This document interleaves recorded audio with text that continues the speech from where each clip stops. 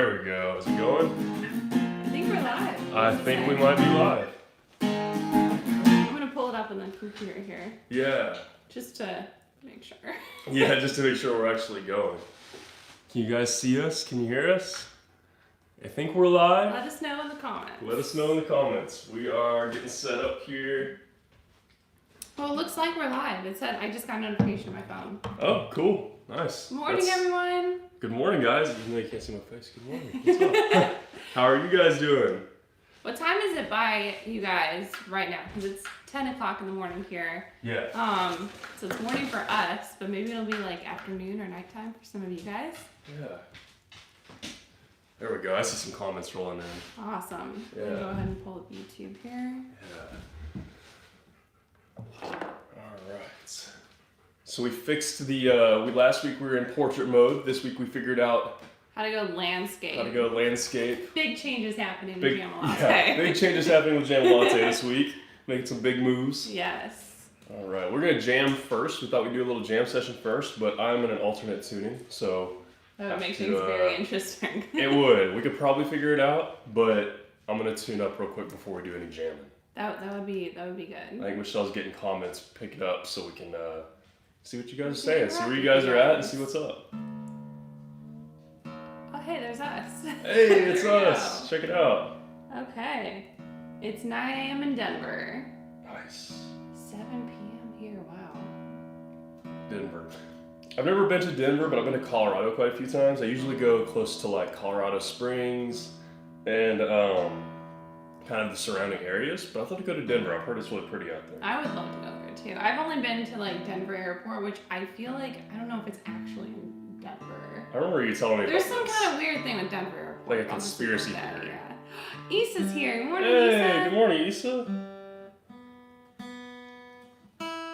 Gary's here too. Oh, awesome. We got the whole crew here. We do. Dana said, I love your vlog yesterday. So happy for you too. Thank you so much. Thank you so much. We are super happy too. We're really excited to finally be able to share that with you guys. Yes.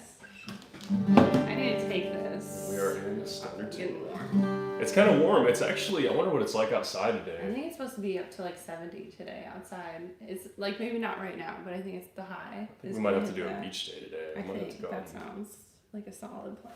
Yeah, we actually have not really, like, we pretty much just rolled out of bed for the most part and came up here, set up the phone, Pretty much. and picked up our guitars and said, like, that's it. Like, we actually haven't been outside yet. I let Kona outside this morning, but we actually haven't gone to, like, feel how it is outside. No, not yet. Yeah. But I'm excited. Me too. Oh, you know what? I'm gonna get my notebook real quick so we can Okay. do the thing. Be right back, guys.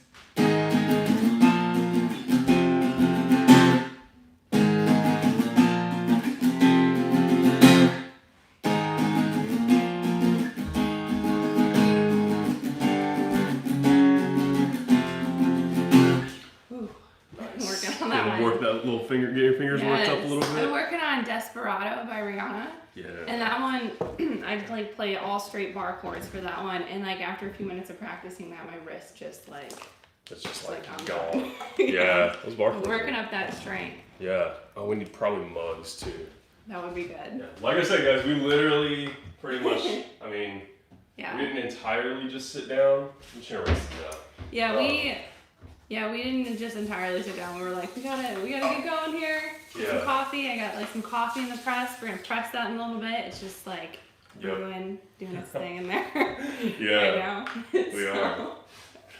Yeah. Yeah, I'm gonna go through these comments here while Yeah, you definitely. press While I'm that. getting these coffee mugs going. Hey, you guys are my really big inspiration in my journey of learning guitar. I love you. Thank you so much, Aw, Kat. thank you. We really appreciate that. I want to know what songs you guys are currently working on. Like, what's the like one song right now that's like that you are trying to work on and get through? Not like your one song that like, you know, like is your go-to like song that you're playing, but the song that you're actively like challenged by that you're working on. I want to know. Yeah, that's a great question. That would be really cool. That would be. I saw somebody in the chat said they're working on Shape of You by Ed Sheeran. which Oh, is really nice. Cool. That's a fun one to play. That one is fun. You got an awesome lesson for that one. Thank you. That one was, I had a lot of fun with that lesson. It looked like you had a lot of fun with it. Gorgeous by Taylor Swift. Oh, okay, that's a good one. Nice.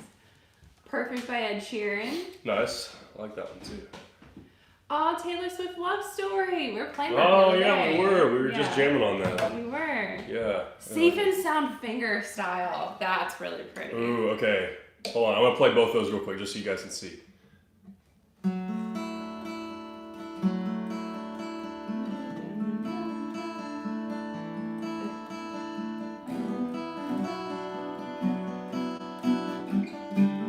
I think I got it. Yeah.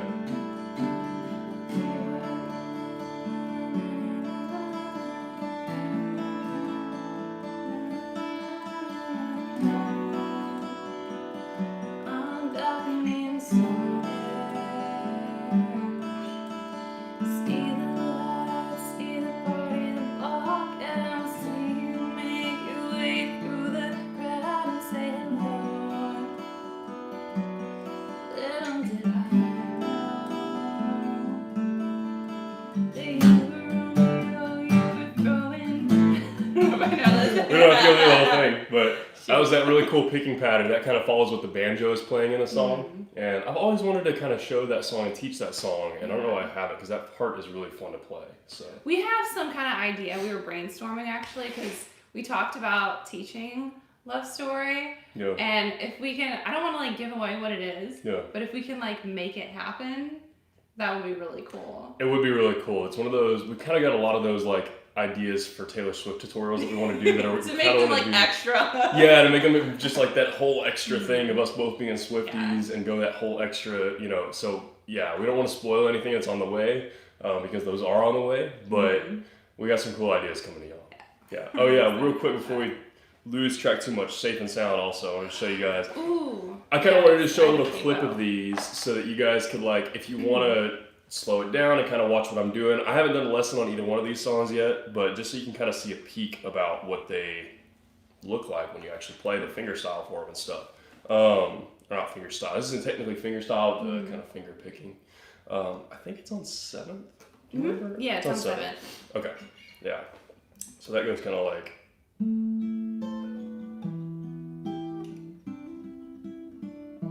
So the shapes are D minor. Yeah, and then A minor, then F, and then C.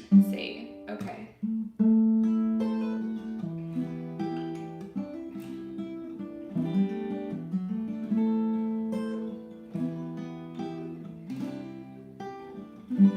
Yeah. Nice. And that's it. That's it through most of the song. It switches up just a little bit into the chorus, but that's most of the picking for that song. And it's tricky. It's a little bit to get your fingers around because there's just kind of a lot of moving parts. You can add in a lot of little hammer-ons and pull-offs and things like that. But it sounds so cool. I'm a huge Civil Wars fan, so when that song came out, I was like, oh my That's God. amazing. Like the whole collaboration between Civil Wars and Taylor Swift is just like, Yeah. like, that's a song I would love to learn fingerstyle. Yeah, for sure. We'll have to jam on that one some more because it's such a pretty song. That'd be super. Maybe you can teach it to me. Maybe so. I'm learning guitar, dude. But no, we do teach each other stuff. Yeah, we do. All the time. Yeah. There's a lot of things that we'll like, especially a lot of times we'll be jamming on a song that either one of us is working on. So like I'll be jamming on a song I'm working on, and like Michelle will kind of come and like she'll learn it too while we're jamming, or vice versa. Like you'll be working on a song and I'll kind of pick up my guitar and jam along. Yeah. And it's fun. It is fun. Like one time you were playing like a Jack Johnson song, and it was like 4 like shapes over and over again, and then I just like started playing along with you. Yeah. Good people. That was the one we were working on. Yeah. Yeah. That was good. Yeah. Should we pour some coffee? We should. Looking through comments. Having some more French press coffee this week, guys. It's faking fancy. If you were here last week, that's what French press coffee is. Faking fancy, apparently. We saw a meme about that. We are using, if anybody's curious, we're using the Lavazza Perfetto coffee. Yes. That is that right there. That's what we're using this morning. It says that it has like, it's dark and velvety. I would say that the roast is very, like the grounds are very velvety. Remember I was telling you that they're fluffy? They're fluffy, yeah. Whenever Michelle was pouring this morning, Yeah. it is this morning right now. But whenever she was pouring this into the French press, I feel like I'm about to sneeze. She was saying that the grounds seem very fluffy. Yeah, they're very fluffy. Yeah. Oh, Steve wants to know what kind of guitar you have. This guitar. There we go. Doesn't pour coffee.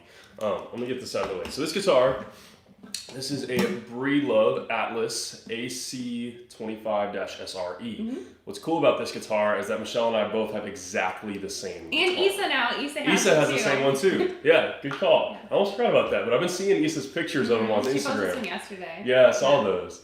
So it's a Breedlove Atlas, and they don't make this exact one anymore. They kind of have their new version of it. Mm-hmm. But we love these guitars. Yeah. We both have had these guitars for a long time. And it's my favorite guitar I own. I take it with me just about everywhere. It's a great guitar. I lucked out that Cody has the same guitar as me because we're traveling right now. So we only have room for 2 guitars. So I brought my Journey guitar that collapses.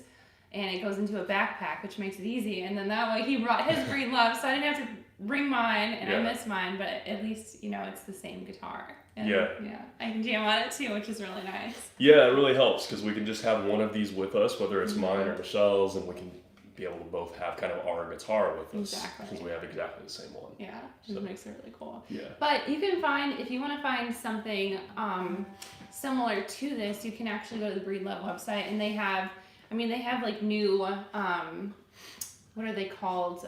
Like, not categories, but like... New, like series. Series of guitars. And so they have like some that are very similar to this. The one thing that a lot of people really notice about this model are just the amount of inlays on here. Because not only around the acoustic hole and on the fretboard, but all around the body of the guitar just frames it. So I'm going to bring it just a little closer so you guys can actually see what Michelle's talking about. But all these big inlays, right here the rosette around the sound hole, and then all the way around it has these really, really pretty inlays. And I think it's like mother of pearl or something along those lines, but it's just gorgeous. It's just gorgeous. Oh my goodness.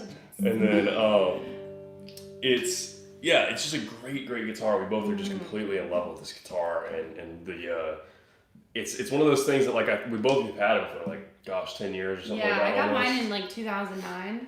Yeah, a little over 10 years, and then I got mine in 2011, I think. So almost 10 years for me, and neither one of us has lost. We've never gotten anything that made us this is this is cooler than that one. So this has been the favorite. For that We both talked about it. We'll never get rid of our Breedloves. Mm-hmm. Yeah, they'll be just forever in the arsenal of guitars that we have.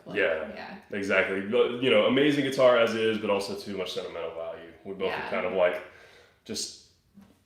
gone through so much with these guitars. I'm curious, when you got that guitar, were you specifically looking for that guitar? No, I was not. Oh, same! Really? Yeah. No way, what were you looking for? I was looking for, it was like a, like the Gibson Hummingbird, it's like a, big dreadnought, and it's some of them have that sunburst finish on them, and then of course the little hummingbirds. Yeah. So obviously those are really expensive. Yeah. So I was looking more towards Epiphone has a model that's a lot more affordable, and I think I saw one that was maybe $300 or something like that, and I was saving up or whatever, and I really wanted one of those.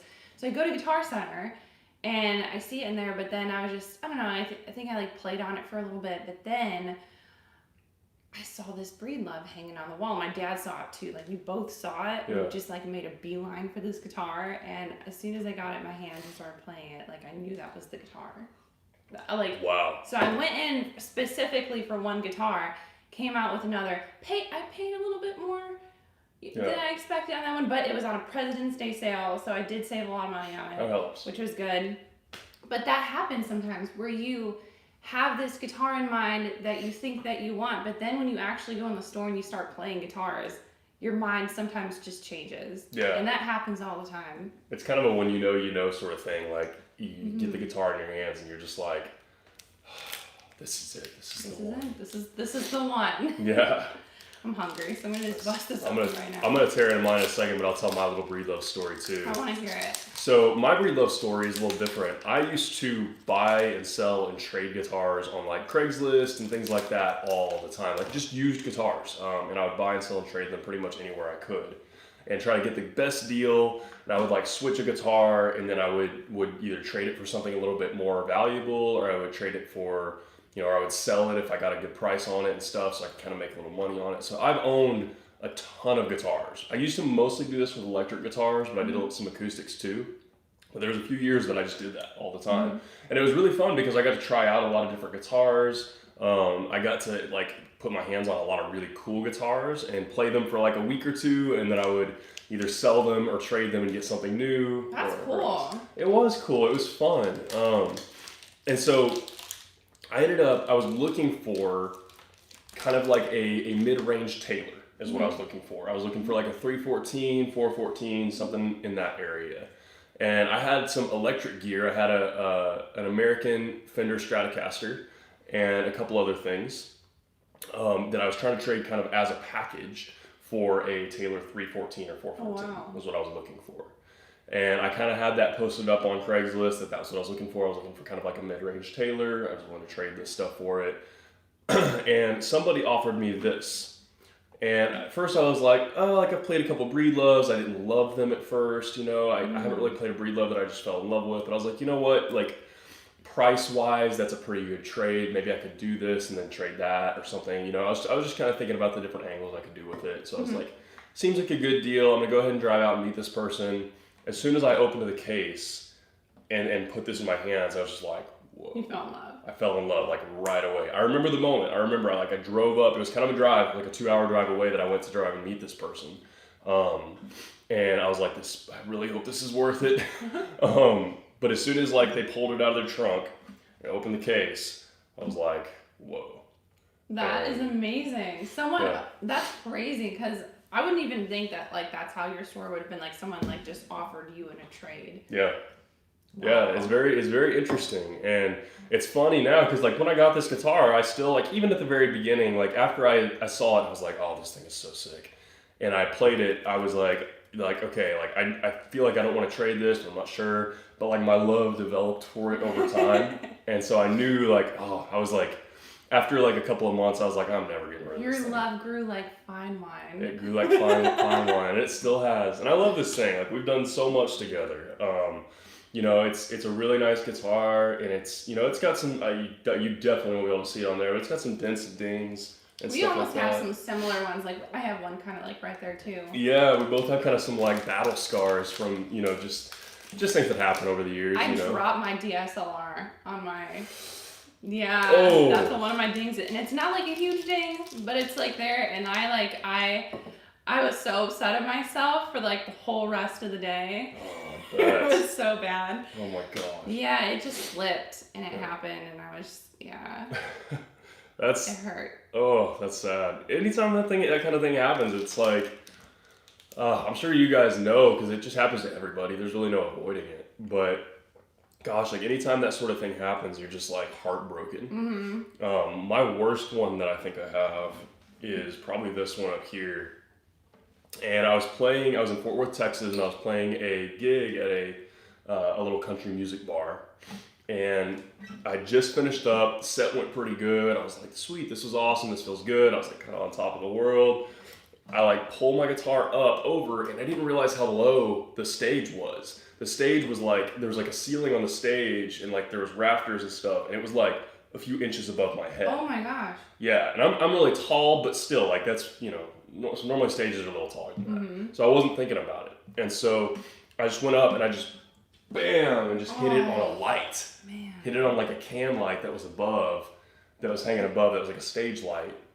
I just hit it on that, and it got this pretty gnarly ding up here in the headstock. You guys probably can't see it from that far away, but it's not too bad. It didn't affect the sound of the guitar. It didn't like crack anything, but it left a pretty gnarly ding. It left a gnarly ding, but here's the thing about dings too, is it sucks when they happen. Yeah. But it adds character to your guitar, and so like it's true. It's like this thing where like you can have a guitar and you can keep it all nice and shiny and like unflawed, but then like I love a good like scratched up like guitar. Like when I see those old ones, like people playing, they're like just beat up and like, you know, it looks like it's just been loved. And you know, like it's like, man, that guitar has a story to tell. Like, where's it been? You know, what songs have been played on it? Who's played this guitar? Like, I think that's really cool. So your guitar kind of tells a story over time as it gets its little dings and dents. And you know, we try our best to protect our guitars, hang them on walls or put them on stands and things like that. But as you know, take them around or sometimes move them around in a room, sometimes like those things happen, and you know, it's hard, you know, it's accidents happen, and you know, like nothing is like falling off or breaking or whatever. It's still very, very much playable and everything, but yeah, it happens. I have actually, I think on the fretboard of this, I have like a little, you guys wouldn't be able to see them, but there's just like a couple of little right here. Yeah, just a couple of little, like, I don't know what that's from, but it happened on the fretboard. Let's dive in these comments here. Do you need to use my phone so you can see? That's a good idea, yeah. Here. So this week, so by the way, for those of you who are new here, we are doing this every single Sunday morning at 10 a.m. Central Standard Time, and we're switching back and forth between our channels. So last week we did this on Guitar Goddess's channel. This week we're doing it on my channel. We're just gonna flip-flop back and forth like that. So we always kind of have a phone and a computer in front of us so that we can kind of see comments and watch what you guys are saying. So my phone's up there right now. You guys are my phone. And we've got Michelle's laptop, so we're keeping an eye on comments there, keeping an eye on comments here. So I'm gonna take a look at some of these. Battle Scars. Yeah, I like that. Where did you get your Journey guitar from? Actually, from Journey Instruments. So it's their OF 410 model. And they primarily do, I think, sales on their website. And I usually have links in my description to like their website, but it's just journeyinstruments.com. But I know that they're also trying to grow and sell their products like in stores. I haven't seen anything like in big stores like Guitar Center, but I think a lot more of like the local type of guitar shops. So I think they're trying to do like business with like a lot of like local places. Yeah. But you can definitely find them online. So yeah. That's awesome. I got some food in my mouth, but I know, I was like trying to like earlier. Cool comment. Anthony said kind of like Willie Nelson's old Trigger. So for you guys who don't know, Willie Nelson has used the same guitar for almost his entire career. Wow. And it's literally, it has a hole right here from him strumming. No. And a whole entire hole right here just from him strumming. And so I'm gonna look that up. There's a whole documentary about it on YouTube. It's like maybe 20, 30 minutes, I think, something like that. It's super, super cool. It's really, really interesting. They've actually... Oh my gosh. Yeah. I'll let you guys watch the whole documentary because it's totally worth the watch. It's really interesting. But he's got this hole here from just strumming so much over the last, 50 years or more than that now because he's been, anyways, I don't know how long Willie Nelson's been around, but forever. And they've reinforced it with metal on the inside. No way. Yeah, because it won't, it keeps breaking further, and so they had to reinforce it with metal for it to actually be able to not make the whole guitar fall apart. Wow. But yeah, watch the documentary. Just search on YouTube Willie Nelson Trigger. It's really, really cool. We'll probably watch it. Yeah, that's awesome. We'll probably watch that later on because it's cool. All right, let's see. Plainless Dan wants to know, at Groovy, did you start on acoustic or electric guitar? That's a good question. I started on acoustic. I borrowed an acoustic guitar from one of my aunts. It was an Alvarez acoustic guitar, and that was my very first guitar that I started out with. What's funny is that I wanted to start on electric guitar, but I had a few people recommend start with acoustic, and I kind of had I didn't have my own guitar right away, so they were just borrow something that's free, just in case you're not into it after a week. But then shortly after that, I got my first acoustic guitar, and I've kind of stuck with acoustic guitar ever since. I earlier mentioned that I used to buy and trade and sell a lot of electric guitars. I went through about maybe 5 to 7 years where I played a lot of electric too. But I kind of got out of that. I was just I still would love to pick electric back up someday, and I do sometimes. I don't have any electrics right now, but I kind of go in and out of phases where I'll buy one, I'll buy an amp, I'll buy pedals, and I'll sell it all again because I'm I like acoustic better. But yeah, I primarily play acoustic now, but I started with acoustic, and I played electric for about probably 7 years. Oh, wow. As well. And then, yeah, decided that acoustic was more where my heart's at. I can definitely relate to that. I love electric too, but I definitely find myself gravitating more to acoustic just because I mean, I know you can sing with like an electric guitar and stuff like that, but there's just something about like, I don't know, picking up an acoustic guitar and it's just like warm. I don't know. I love that, but I still have this like longing where I know I want to dive more into electric guitar, and obviously I have no access to my electrics right now because I'm not home. But I think that's something that we could eventually do together. Is like maybe just like go into like that Taylor Swift video we did. Yeah. Just like finding solos and stuff. That would honestly be really cool because like we both have like kind of different levels of experience with electric, but we're in the same kind of area of we haven't spent nearly as much time with the electric as we have with acoustic. Yeah. And it's a lot of fun. Like I have that same kind of longing that you said you have for wanting to dive more into electric. I think my biggest thing with electric is that it's just like I can't just pick it up and play. Exactly. That's the thing, and it's not as easy to travel with. I mean, you can buy those mini like little amps. I know you can buy like little mini ones to do and stuff like that, but I don't know. I feel the same way about like acoustic. It's just like this connection kind of thing, but like we still said like we both have this like itch to play an electric guitar, and I definitely want to I want to learn how to shred. I do. Yeah. My dad's like, when are you gonna learn how to like shred and like play something like classic rock? I'm like, Dad, I want to. But it's at the same time. Here's my struggle, and I know you can kind of relate to this too. We've talked about this. Is that we sometimes get so caught up in learning songs for our tutorial videos that we don't make enough time for ourselves to actually practice for ourselves. We practice for what we teach, but we don't practice enough to grow our own skills. And so we've been talking a lot about this lately. Yeah, we've been having some discussions on this, and I think we got to find some like ways to make the time to do that, and really just prioritizing the time. Yeah, that's the biggest thing, to allow ourselves time to just fully invest in that. Yeah, because I could see just the same thing like someone who trains people at the gym. They may actively kind of work out a little bit with who they're training. But then sometimes if they're at the gym all the time, maybe like, I don't know, maybe if they ever feel like maybe they struggle like working out for themselves or something like that, or I don't know. That's an interesting perspective. I mean, I could totally see that, and like I said, we talked about that a lot lately. It's just most of the time, I would say, most of the time that we're picking up our guitars, it's to learn something to share with you guys. Yeah. Which we love. That's awesome that's kind of our job. Yeah, we love that. We love that aspect of it. It's amazing.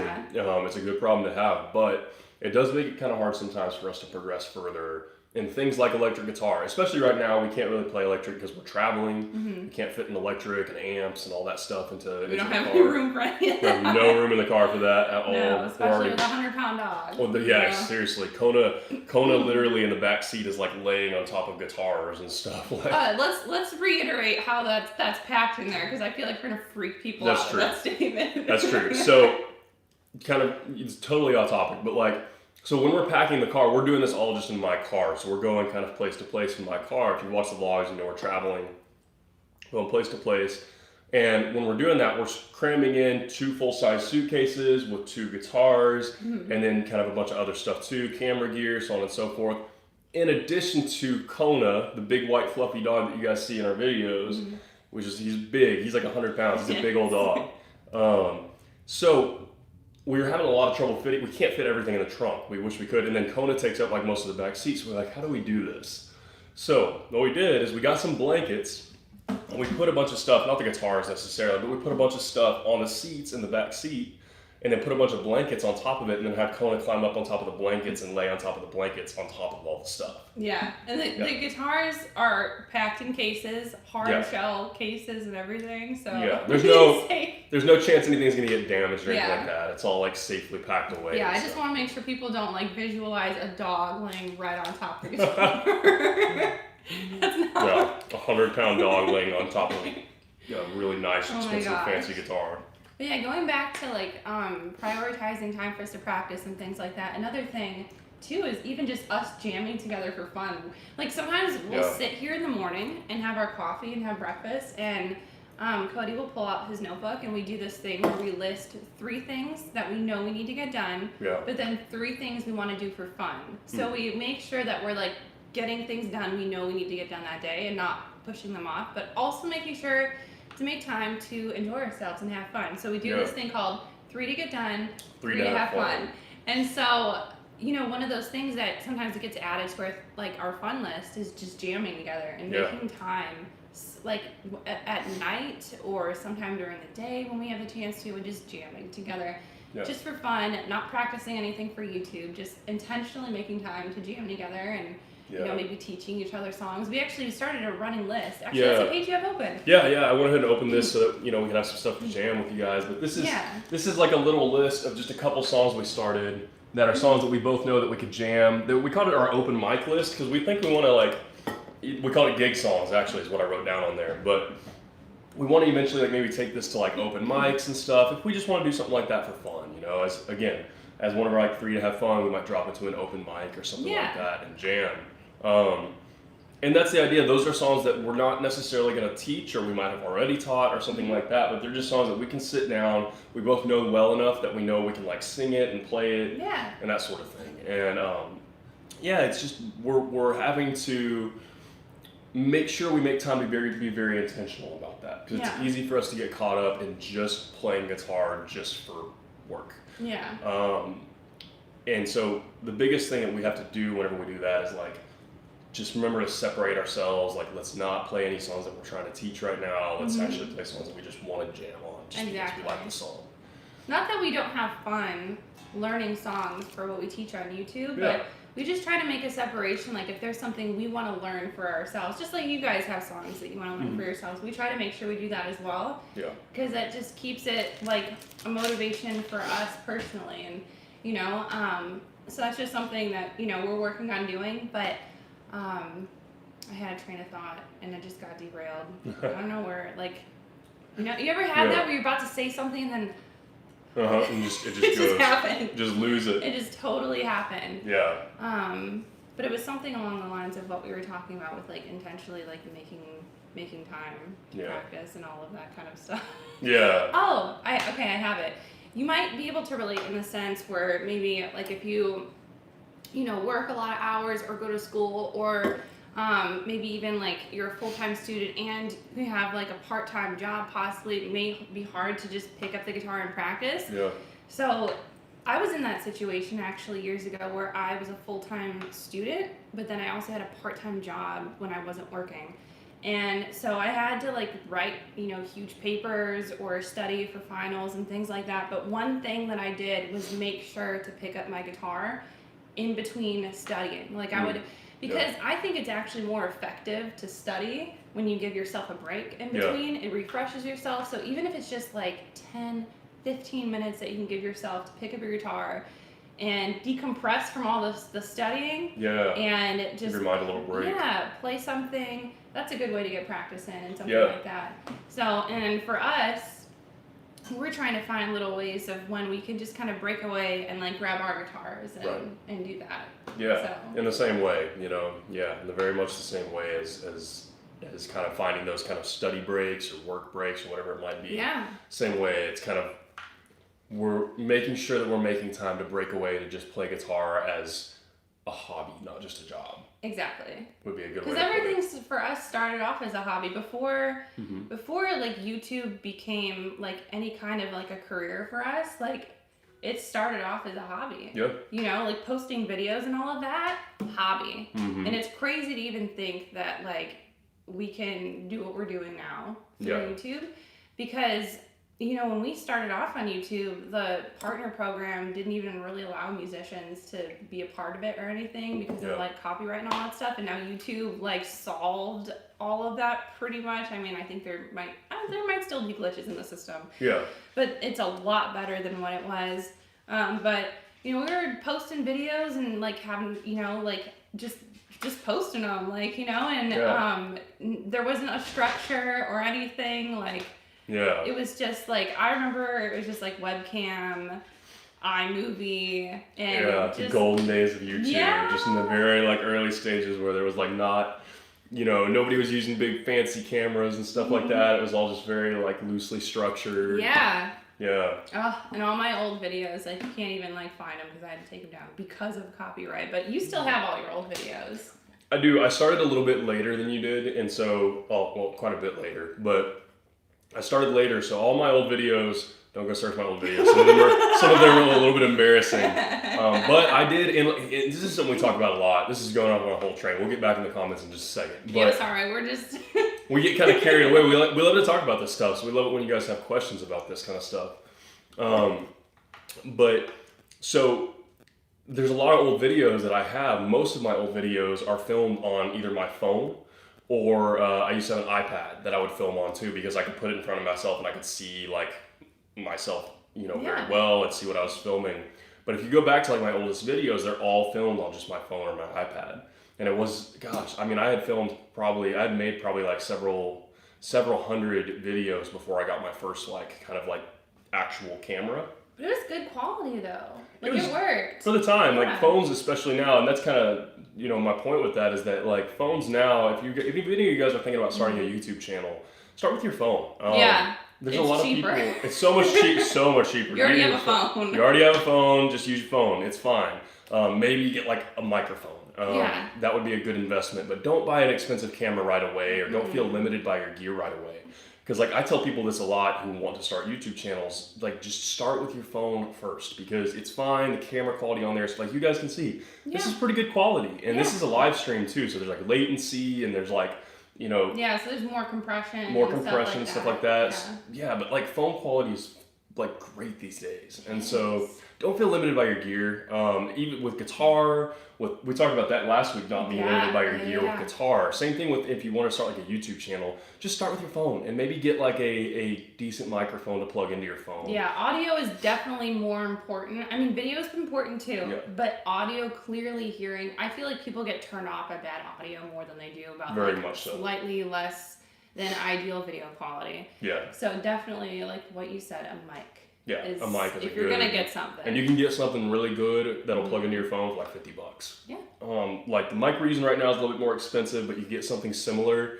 And that's not even an ideal mic for this situation, but you could get like a good microphone that will plug into your phone for like under $50. Yeah. And that's just a good place to start. But all that to say, just don't ever feel limited by your gear and whatever you're doing. Just use what you have now and start there and build it up over time, because that's what we did. That's exactly what we did. I do have a video on that. I think if you search for it, just type in like Guitar Goddess filming setup, and I actually show you like what my setup looks like. And I do talk about how I upgraded my gear over time. I showed exactly like what I started off with. That first laptop that doesn't really turn on anymore. I filmed on that one. So that like shows you the progression of like how I got started. But just like Cody said, phones work amazing, especially if you sit in a well-lit room you have good lighting and just don't have any like noise from like other people or a TV or anything on. Just make sure well-lit, no background noise, and if you just get yourself like a decent mic, or even I think your iPhone has great sound. Your iPhone has great sound. It really does. Like better than I have the Google Pixel 2, and something with the audio on this sometimes is just a little I don't know. But yeah, definitely. Oops, I don't know what I did there. But yeah, don't limit yourself. Don't hold yourself back from starting something just because you don't have this huge fancy setup, because we didn't either. And we were able to build something even starting out with just what we had. It's like the same thing with guitar. It's working with what you have. And I think there's something really great about working with what you already have, because then you really learn and you really research like what you have and like what the most you can get out of it. Seriously. And then when you start to get some traction and it really you get to a place where you're like, okay, I think it's time for me to upgrade. Yeah. And maybe like you're, able to do so, then like do it if it makes sense to at the time. But like, I see so many people start YouTube channels that get all this fancy gear and everything, but it doesn't really go anywhere because they miss the point. Yeah. The point is not the quality of the video. The point is the content and just, the personality. Yeah. If there's some kind of disconnect, if there's no like delivery in the content, or there's just like a disconnect from the creator to the audience, it's just not going to go anywhere. So you have to just forget about all the fanciness going on in the community. There's a lot of people that I know have gear, and it's easy for us to say, like, now that, you know, we have gear and things like that, and, you know, years of experience, but we did start off with just like a very simple setup. Yeah. And naturally, you just want to grow it over time. Yeah, you do. Well, and as a final thought, kind of play off what you're talking about, and then we're going to get back into the comments. I kind of made a rule for myself when I first started YouTube that the only money I was allowed to spend on new gear, like new camera gear, microphones, things like that, lenses, whatever else, once I actually did get a DSLR camera, the only money that I was allowed to spend on that stuff was money that I made with that stuff. Oh. That was my rule for myself whenever I started. That's a good rule. So what was cool is, like, with YouTube, like, if you don't know, YouTube has a minimum payout monthly of $100. So you have to make at least $100 from AdSense to be able to get a payout from it. Yeah. So what I would do is, in the very beginning, you don't hit that right away unless you're like just blowing up. Exactly. You don't hit it right away. It takes a long time. It takes a long time to build it up. So you'll go a couple of months without getting a check from YouTube, and then you'll get a $100 check, and then you'll go a couple months and a $100 check. Obviously, it depends person to person and on growth and stuff. But what I would do is I would save up several of those $100 checks that I would get from YouTube every couple of months, and then I would drop $300 on a camera. And sometimes that would take, 6 months or 9 months or almost a year to be able to get. But if you want it bad enough, you will work for it. And that's the thing. But I like that. That's a great point. Yeah, and not everybody has to do that. That was just kind of my way of doing that, to where I didn't tempt myself into just spending a ton of money on gear. I just limited myself in that way to make sure that I didn't get lost in that aspect of it. I used what I had to the best of my abilities, like Michelle was talking about. And then I built it up over time, and I progressively, now of course we both have nice camera gear and stuff because we do what we do. We got to have it as tools for what we do. But that's kind of how I was able to build it up, and how I didn't get lost in just spending a ton of money and just dumping thousands of dollars into gear at the very beginning. I just started with what I had, and then used the money that I made from my camera gear to fund me getting new camera gear. And I still kind of do that in a way. Yeah. That's very, very true. Actually, I know we want to get back in comments, but I just want to drop this in really quick just to kind of show, like, an experience I had kind of recently after the first week we thought we were in here. Yeah. It was kind of during that first week. Is that I was trying to set up my nice DSLR in here and everything, and the lens that I have is a nice lens, and it's cropped, so I can't like zoom out or zoom in, and I have to sit with my guitar according to how the lens is set up, and it makes it more difficult for me to see if I'm in focus. And it was taking way too long to set up, and it was getting in the way of me actually getting my videos done. So then Cody was like, why don't you just use your vlog camera? And I'm like, well, the quality isn't like as nice as like the lens on my DSLR. He's like, it's still a really nice quality camera. He's like, look at all these videos that you filmed on, your vlog camera. We went through, and like, they're like, it may not have the same depth of field or be as like buttery smooth, but with really good lighting, it still looks really good. It still looks amazing. So I've been actually, the most recent videos I've put out teaching have been on my vlog camera, and I've done that, and it's made just sitting down and filming so much easier and not, overthinking it. And so I've been doing that. I went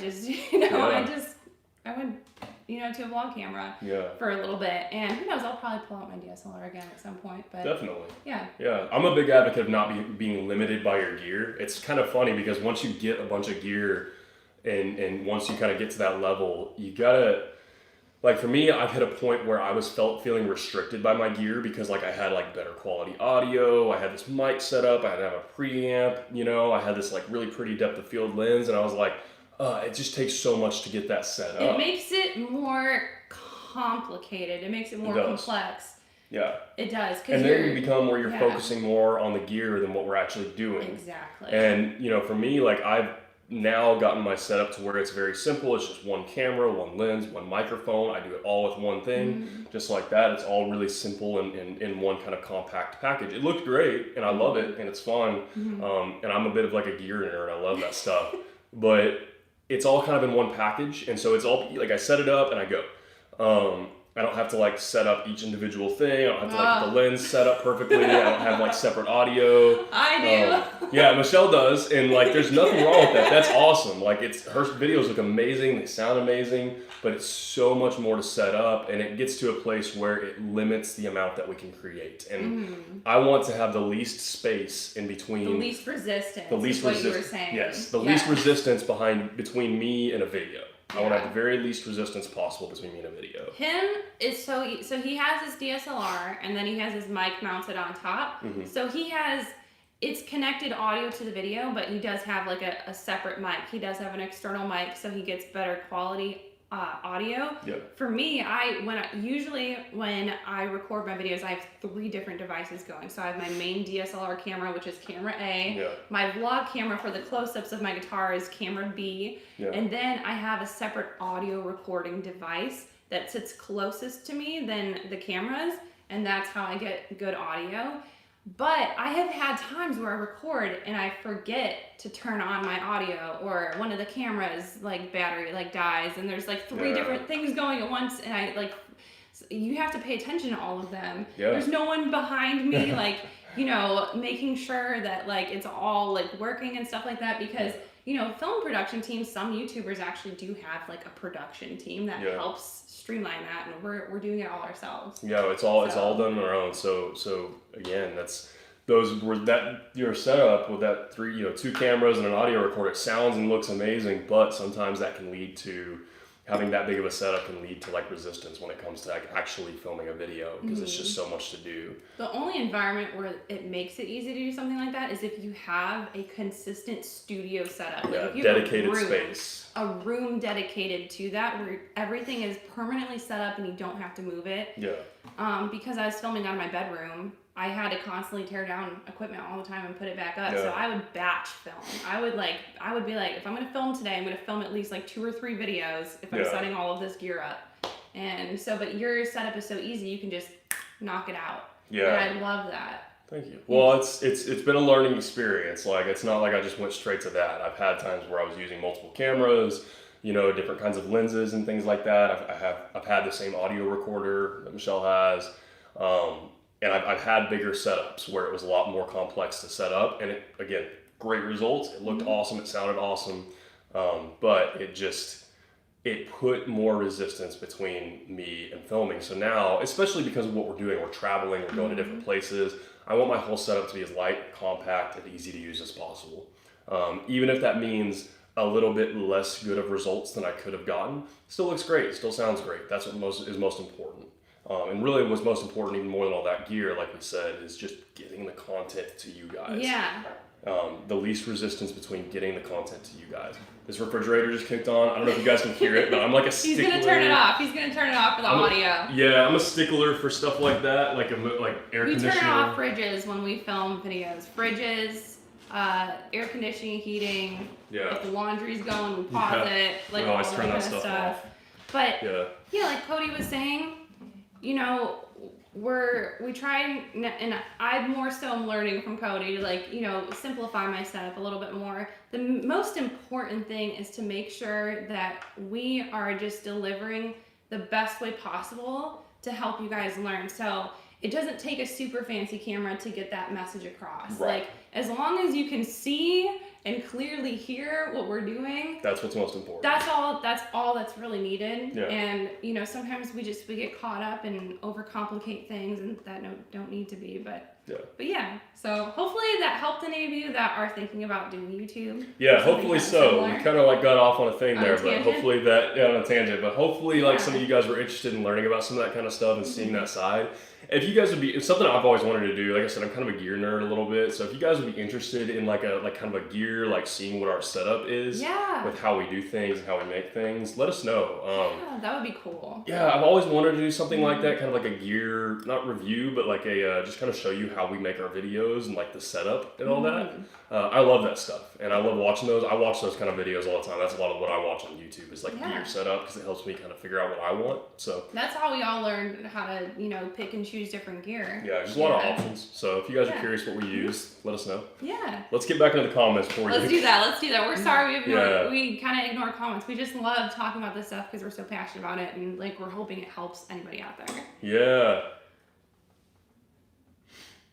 All right. Oh, people are helping each other in the comments. I love that. I love that. That's awesome. Oh, that's so cool. I love seeing that. Like that's one of my like favorite things too is seeing like people helping each other in comment section of videos or on Instagram sometimes. Like I'll see that. Like especially I see that a lot on Instagram since Gigi Summerstrom, and that's something that's really cool is like people just like helping each other out. Yeah, seeing the community behind it and just very hands-on helping. We love seeing that. So please, like if you see somebody with a question in any of our comments or anything like that we haven't gotten to or whatever, even if it's something we've gotten to, like build off of that. Like definitely like chime in. Yeah, help each other out. Like we love seeing that, and we try to do that kind of stuff as much as, you know, we try to do that as much as possible and stuff. But like if you guys see that, like help each other out. We love seeing that sort of stuff. Because sometimes it is hard for us to answer all the comments, and we definitely make time to answer comments, but it's so hard sometimes. Like if you will slip through the cracks, if you see someone that is struggling and you know you have the answer to that question or you can support them in any way, like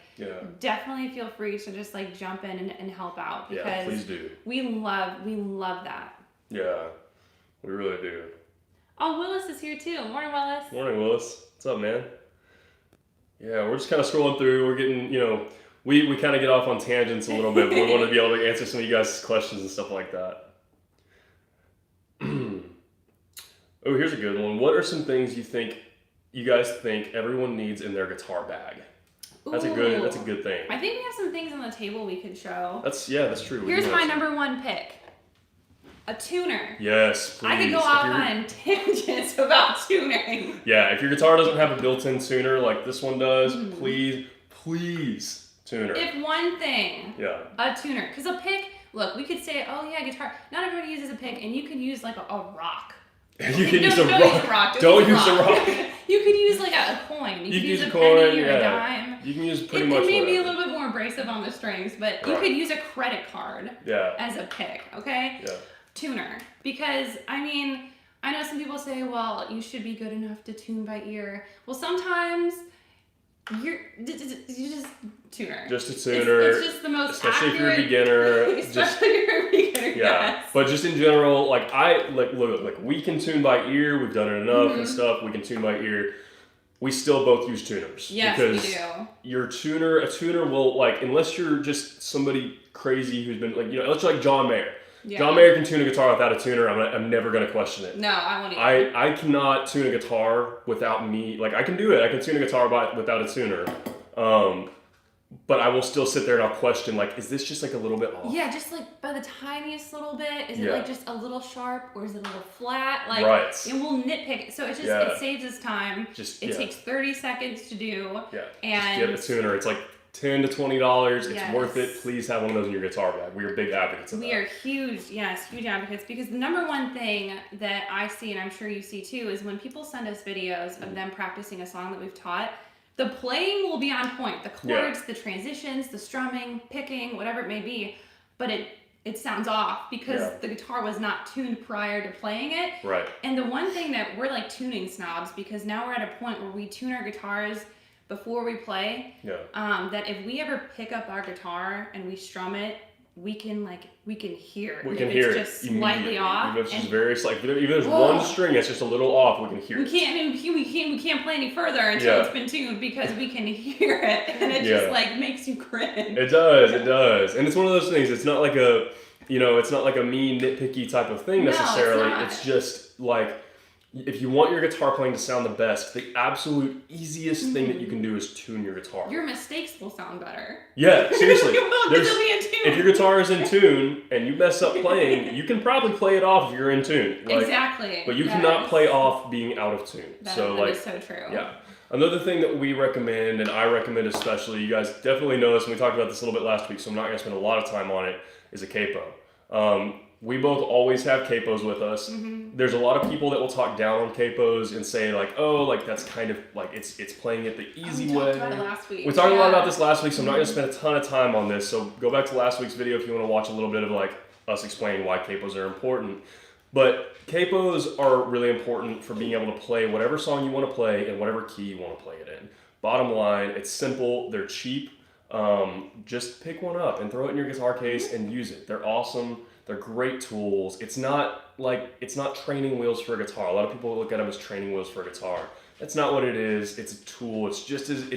I would put a capo in the same category as a pick. We got a little Kona bear hanging out. Can you see him? You can kind of see the top of his head. I'm gonna pick. This is distracting. This. You know, hold it. Yeah. I just want to pick Kona up and let him say hi to you guys. Come here, buddy. Come here. You want to say hi to everybody? He's like, no, I don't know. He's like, not really. This is Kona. You guys have probably seen him in last week's live stream or in our videos. He's like, somehow he knows when he's on camera and he doesn't like to be on camera. Like he knows. Yeah. He does not like to be on camera. But this is my baby. He's my big baby. This is our 100-pound polar bear dog that we... He's kind of like a giant cat, though. He acts like a giant cat. He's hilarious. Yeah. Like, he's not trying to, like, move around right now. He's just chilling. I can't wait for him to meet Thomas. I can't either. Oh, my gosh. Did you hear that? I don't know if you guys heard that. He just let out a little grunt. Like, he was like, I'm done with this. He's like, put me down. He's happy, though. He's over here wagging around. Yeah. He just wanted to come say hi and hang out with us for a second. But yeah, anyways, so tuner, capo, and then last thing I'd say is really just picks. Yeah, if you use them. If you use them, not everybody does, but you know, I always try to have them. It's good to have them around. I always try to keep a little pack of them.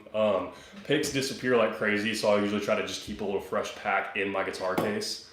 Just because I will lose picks. You know? I've already lost all of my. Thank goodness you bought like a bag of these. You already lost like 5 of my picks. Have I really? Yes. We just got some at Guitar Center. Like, when was that we went there? Like, I guess that was maybe like a month ago or something. Yeah, that was about. But I think that was around before Christmas because you got Allie. Oh yeah. Guitar, yeah. That was when we did that. I forgot. Yeah, we went and my little sister got a Taylor GS Mini for Christmas. And I went to Guitar Center to go pick it up and got some picks whenever. Yeah. Got some picks in the room. So it was a little bit before Christmas time, but yeah, I feel like we're already losing picks like crazy.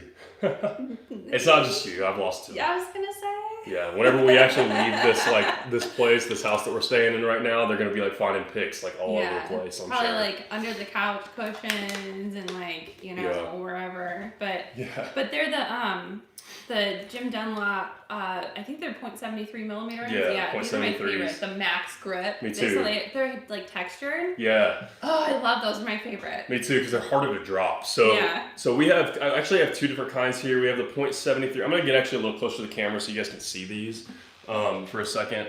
This charger. Just so you guys can see what we're talking about. 'Cause we probably have a lot of people that are kind of curious about this. So the 2 picks that we use the most are this kind right here. This is the .73 Jim Dunlop Max Grip. We like the Max Grip ones the best. We've been using those a lot lately.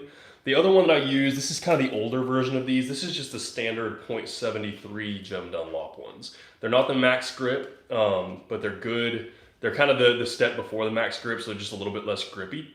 Both of them are great. I've gotten to where I prefer the Max Grip ones a little bit because I drop my picks all the time.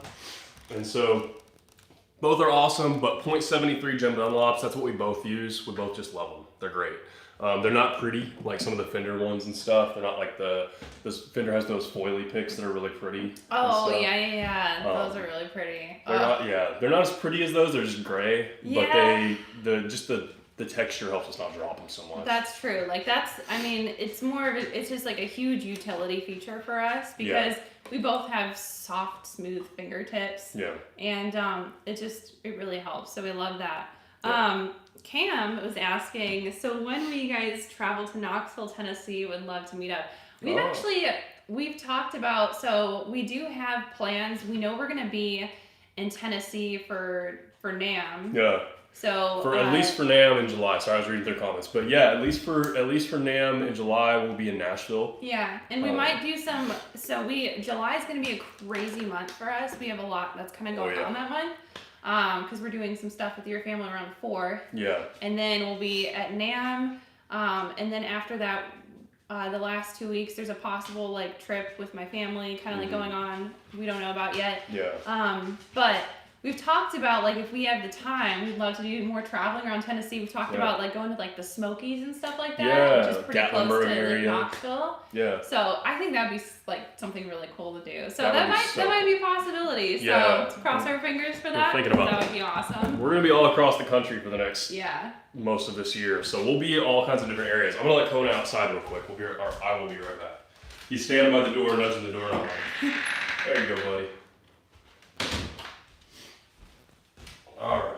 But yeah, we would love to do some kind of stuff like that where we actually meet up with some of you guys. We haven't figured out exactly how that's going to work, but we will be all over the country for the next most of this year, traveling around and stuff. Yeah. So we'll have some opportunities for things like that as we kind of, get more settled into this kind of new adventure that we're on. Yeah, definitely. And like we've talked about like something that I've kind of talked to my audience a little bit too, but I know that we've discussed together is like I've always wanted to like go on some kind of like tour thing, and I have ideas for it, but we've been talking about it now that we're like traveling together, is like maybe doing something like that in the future and figuring out like how to organize it and pull off something like that, because my battery's running low, of course. That's very me. Michelle's batteries are always dying.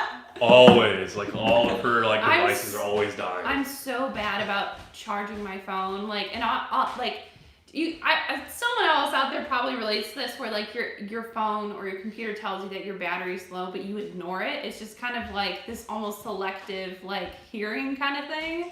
And I'm just so like, I don't know.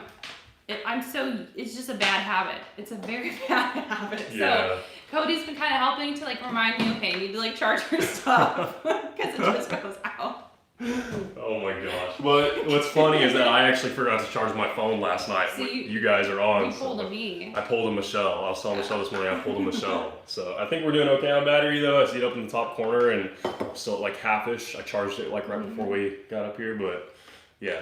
All right, let's see what we got. Oh, if I know that you guys are going to NAMM this July, I would go for sure. Oh, that's awesome. That's awesome. That as well as. We're pretty much definitely going to be there. Yeah. Any plans of traveling to Europe? Yeah, we're talking about that right now. That's some of the stuff that we've potentially got on the horizon. Yeah.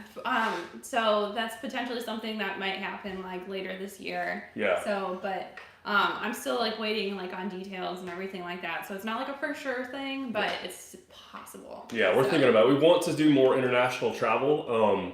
This year we've got like a few things in mind, but one thing that's a little bit tricky about traveling internationally with what we're doing right now is Kona, the dog that I just had. If you're kind of like just getting here, Kona, it's really hard to travel internationally with animals, and I don't really want to bring him on a plane because he would have to go in a crate underneath. I think that would freak him out. He would be scared, and I don't want him to go through that. And plus like going through like all the process of like some countries you have to like have your dog quarantined for a certain amount of time. Yeah, that's just so traumatizing. Much. Yeah, I wouldn't put Kona through that. And so when we do international travel, which we will, he's going to have to go and stay with my family, which is fine.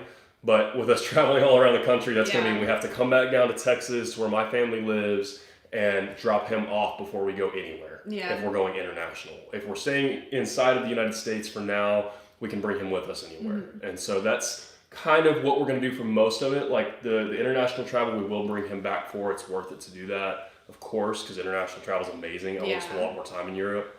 But for now, we're kind of trying to keep it mostly in the United States so that we can keep Kona with us and don't have to like drive back across the country to drop him off. Yeah, because I think for now it's just like good that we're just, having Kona with us and stuff because if you saw our past couple of vlogs, we've talked about just kind of the past few months and there's been a lot of back and forth, like Cody going from, Dallas up to, where I am in Chicago. And so there were a lot of, and then I would come down by him too.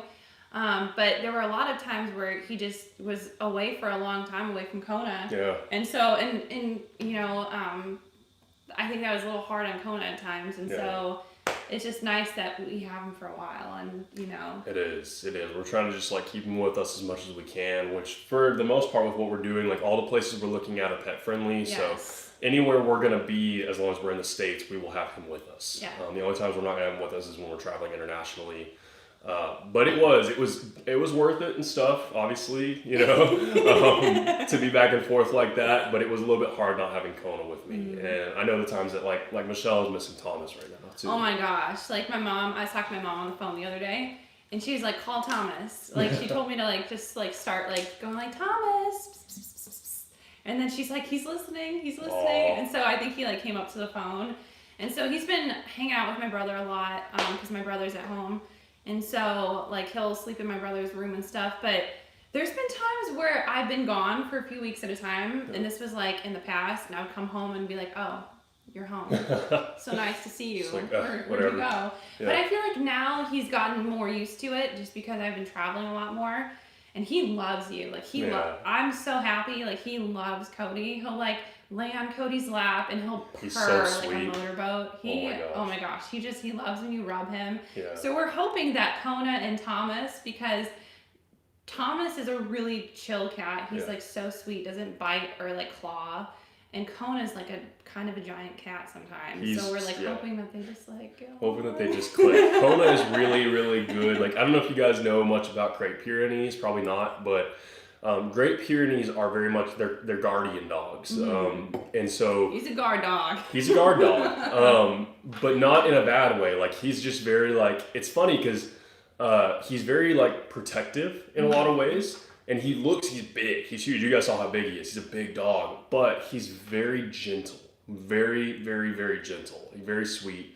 He's been around a lot of cats and like other animals and stuff. So, anyways, all that said. He's so gentle and he's so calm. We think that he's going to do really well with Thomas whenever we actually let them meet. Yeah. But we're waiting until we get back up. We'll probably in a couple of months be back up there and they'll get to actually meet. So yeah, that'll be really cool. Yeah. Oh, I saw something real quick from Issa.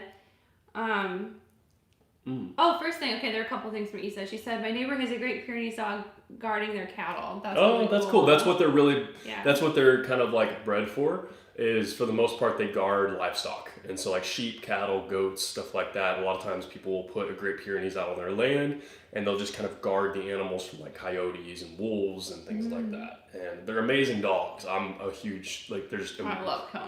They're incredible dogs. He's such an amazing dog. I'm so glad Kona and Michelle have gotten very close, and I just love that. It makes me so happy. And so we just get to like see I love getting to see them bond. It's funny. He cuddled me the other night. Like Kona was laying next to me, and Kona's leg, like one of his front legs, was actually like he was kind of almost like spooning me. He put his arm around Michelle. He was hugging me. It was so cute. It was so cute. He's just a big old teddy bear. Yeah. So he actually he'll cuddle you. It's like the cutest thing. It is. Another thing Issa mentioned was NAMM in California. She said it wasn't open to the public. I'm surprised to hear that. I know in the past. I've heard that NAMM was only open to people in the industry, but I thought that they had opened it up so that way, like if anyone from the public wanted to come in, I thought it was open to the public. Let me look into that because NAMM would be such a cool place to like meet you guys. Yeah, because it's like the ideal thing. It's a convention hall and it's the perfect place for something like that. Yeah. NAMM 2020. Summer. I'm gonna check summer. I don't know if summer and winter have like different policies. So just explaining NAMM, I've been to both NAMMs. Summer NAMM is in Nashville, and it's a lot smaller than winter NAMM. That's where my first NAMM was actually, and I'm so glad because it was like just so. It was a great starting place because it's a lot smaller. I would say it's a quarter of the size. Maybe even like less than like NAMM in California. NAMM in California is ginormous. It's like it was hard to see everything. There's so many people. It's insane. So if you've experienced insanity in California NAMM, I think you'll definitely love going to Summer NAMM. There aren't as many brands at Summer NAMM. Yeah. There's a lot of like the big brands are there, and then there's some smaller ones too. But it's just easier to get around and see everything at Summer NAMM. Yeah. And it's just less chaos. But Winter NAM is a lot of fun though too. There's just so much to do, so much to see, so much going on everywhere. Like you just can't do it all. Yeah. But the lines are just insane to like get your passes. Yeah. So let me find out here, just for any of you that are curious about attending Summer NAM. Neither of us went to Winter NAM this year because we were actually moving. Yeah, we were moving Cody out of his apartment. Yeah. So there was just like a lot going on, and we didn't want to like wear ourselves out because I went to NAM last year, Winter NAM. Every single night, I took my brother with me, so he was kind of like my videographer, like person to take photos, because I didn't have time to even think about taking photos. Like my schedule was just like boom, boom, boom, boom, boom. Yeah. So he was like my assistant, which is really nice. And we were exhausted every night because the day is full, like talking to people, and I played a couple like little things, and I was on panels and stuff. Yeah. Every single night, like NAM is literally just like social networking, going and seeing things, and it's sleep deprivation. Like we were hitting up Starbucks, like like it was just crazy. I believe it. It was just nuts. Yeah. Who should attend? All members of NAM are invited to attend Summer NAM. Qualified representatives from organizations that are not eligible for NAM membership, including Pro Audio, Live, Theme Event, Professional Bar Influencers, also worship studio, concert halls, universities, as well as music educators or play. For general badge attendee. Okay, so they have NAM. Okay, we're not. So there's NAM members and there's general attendees. So general attendees is what you'd be looking at. So you have to, there's categories you have to qualify to be a general attendee. Wow, so it looks like it's not actually open to the public. You have to like be within a certain, I don't know. I thought it was open to the public. I thought like anyone could go. Maybe they changed that or something. I don't know. Gosh. Pro audio engineers, live sound professionals, entertainment technology professionals, theme park operators, touring and staging professionals, venue and studio representatives, houses of worship representatives, educators and instructors, students, professionals in the music, sound, or entertainment technology products industry. That kind of I get that, but like I feel like music enthusiasts, guitar enthusiasts would love to see. I thought that anybody could go. I didn't know that. That's interesting. Well, we'll have to like look more into that and stuff and see, because it did include students, and so maybe somebody could apply through like a student badge. I don't know like how that would work or like what the stipulations of that would be. We'll try to do some more research and maybe like hit you guys up with that next week or something like that in the live stream. And maybe we get more questions about that sort of thing. Yeah. We will definitely be at summer and probably winter NAM next year as well. Definitely summer NAM. We've already talked about that, but yeah, I mean that would be strange to me if you couldn't go. Yeah, as like a general public thing. I literally thought the general public could go. I heard in the past it was the general public couldn't, but I thought I heard someone say that it changed. So I don't know if they changed it back or whatever. I have no idea. Yeah. But that bums me out because that would literally be the perfect place to have some sort of like meetup. Yeah, because it's like like for me, at least I know when I have a meetup, I want it to be in a location where everybody feels safe and comfortable. Yeah. I don't want it to just be in a random place or whatever, and so like NAM would be like a good place to do something like that. And, right. So yeah, it's just, it sucks that they don't have it open like that. So interesting. We'll figure something out like that. We'll figure something. We've been talking a lot about trying to do some meetup type of stuff with you guys, and we just haven't actually made it we haven't actually decided exactly how we want to do that. And we also right now are not in a place that would be suited for a meetup anyways. So when we're staying somewhere that's a little bit more suited towards a meetup, we'll hopefully come up with something good for that. Yeah. But let's check out some more of these comments. Let's see. Are either of you guys going to do a tutorial for Only the Young by Taylor Swift? We probably both are. Yeah, we might. I know right now the next Taylor Swift song that I'll be teaching is Miss Americana. Yeah. Because we actually watched that last night. Yeah, somebody asked that question earlier too. Yes, we did watch Miss Americana last night. Yeah, we did last night. We got Chili's. Yeah. And we just we watched Miss Americana. We did some Netflix and Chili's. Netflix and Chili's. Yeah. That is a brand collaboration waiting to happen. Chili's. Hit us up. Yeah, Chili's and Netflix. I seriously cannot believe that hasn't become become like a thing. Netflix Right? and Chili's. It was good. It hit the spot too. Oh, it was so good. We got a Chili's like less than a mile away from here. Yeah. And so like we were really tired. We actually stayed up like all night editing the vlog again.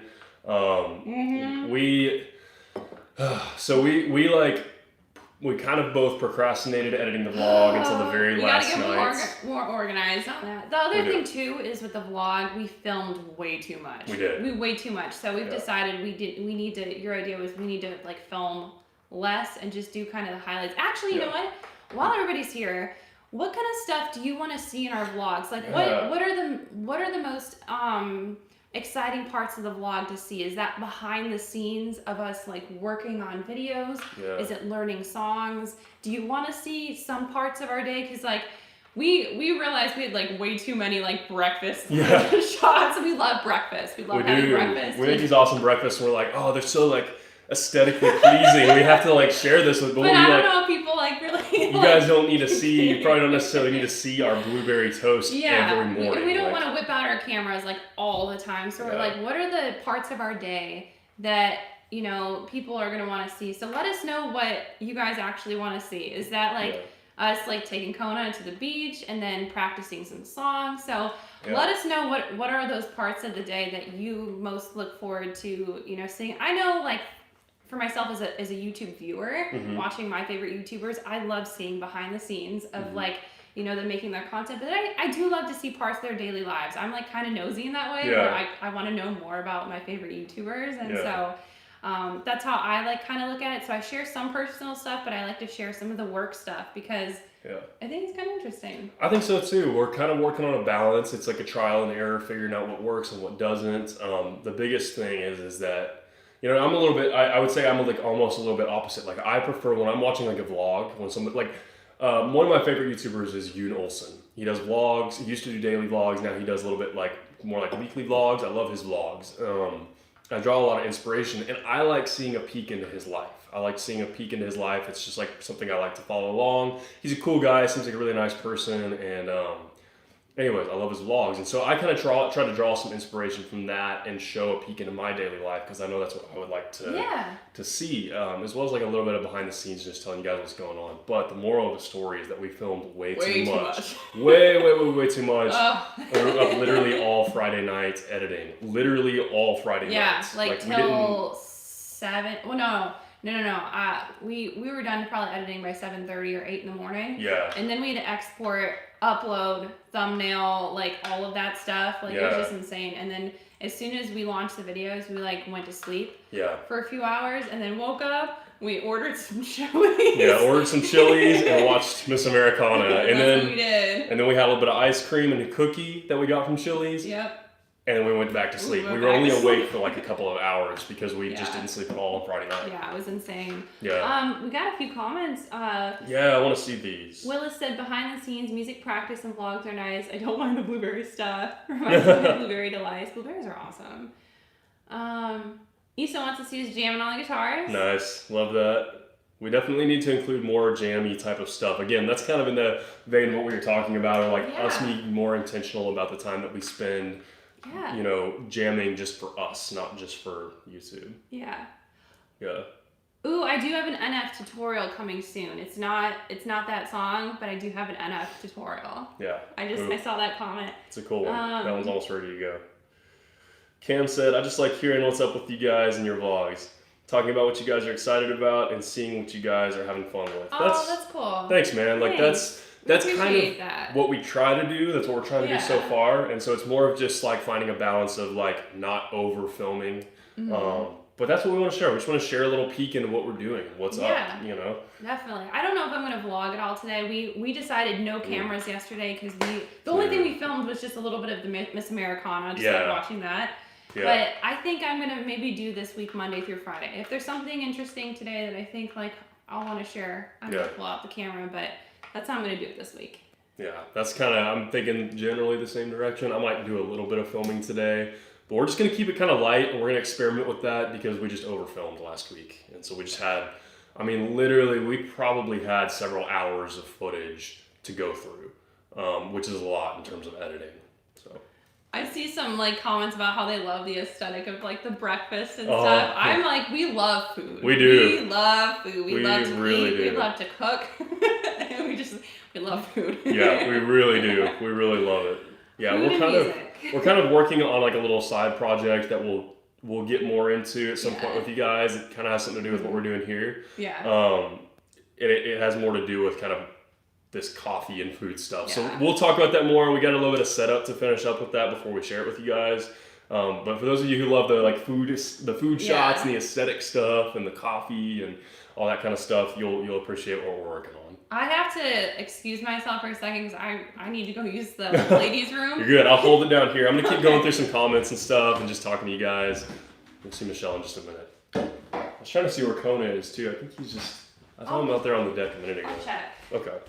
I think he's just outside He's roaming just around. laying sniffing all the smells. Oh my gosh. So Kona is kind of funny. He like, well, I mean, I guess all dogs kind of do this, but Kona especially, he just like sniffs constantly. He's just constantly trying to like smell everything around him. And so like even when he's just laying down, just kind of like right now he's laying out on this little back deck sunbathing, he's kind of like sniffing the wind. Like he's just sniffing around and sniffing the wind. And it's so funny because he's just always sniffing. His little sniffer's always going. But Miss Americana was such a heartbreaking, inspiring documentary. I never stopped getting prouder and prouder of Taylor. We felt very much the same way the whole time. We were just like, man, like, we just both were like just so, I mean, we're both Swifties, we love Taylor, and we felt the same way. It was just so beautiful to see. Blueberry and peanut butter toast is an aesthetic. It very much is. Like we love making cool toasts. That's honestly Michelle's thing. That's like more her thing than mine. She always makes like fancy toasts, and ever since we first started dating, like she's always made fancy toasts, and I picked that up from her. I love doing it now, and so we love sharing that with you guys. We're trying to like find a balance between not having a toast shot every morning because we're not doing a daily vlog. We want to just really share the highlights of the week with you guys and a little peek into what we're doing and some behind the scenes. And it's kind of hard to limit ourselves because we want to share a lot with you guys. We want to, be able to just give you a full peek into our day, but we've got to like kind of intentionally think like, okay, we showed a toast shot yesterday. Do we really need to show another toast shot this morning? And do we need to add that time onto what we're editing? Because but if you guys don't know, we've kind of mentioned this before, editing video is by far the most time-consuming part about what we do, including our video lessons that we do, like our guitar lessons. The editing is what takes up the most time. It just is very like, we're both good at it. We both had a lot of practice, but it just takes a lot of time. And so editing a vlog now from an entire week, especially if we have way too much footage, it's very time consuming. And so we love doing it. It's a lot of fun, but we just have to figure out a better balance so that we're not keeping ourselves up all night on Friday night trying to get the video out for you guys. So somebody said, I feel like you guys should have a separate channel just for the vlogs so both of you don't have to edit two separate vlogs. That's an interesting perspective, and we thought about doing something like that, and it might evolve into that someday. Michelle probably has an interesting take on this as well when she gets back, but I think that we like keeping them separate because it's an individual peek from both of our perspectives. Both of our vlogs are very much different. They're the same thing because we're both doing the same things, but they're kind of a different perspective. You see what I'm doing, and you see my perspective from my vlogs, and then same thing with Michelle. You see her perspective from what she's doing in her vlogs, and I think we like that because it's something we're doing together, but it's still separate. And we can both share kind of our own take and our own, again, Michelle shows a little bit more behind the scenes stuff. I show a little bit more personal stuff, that sort of thing. And we're kind of working on a balance, but I like the element of having them separate for now. And I think Michelle feels the same way.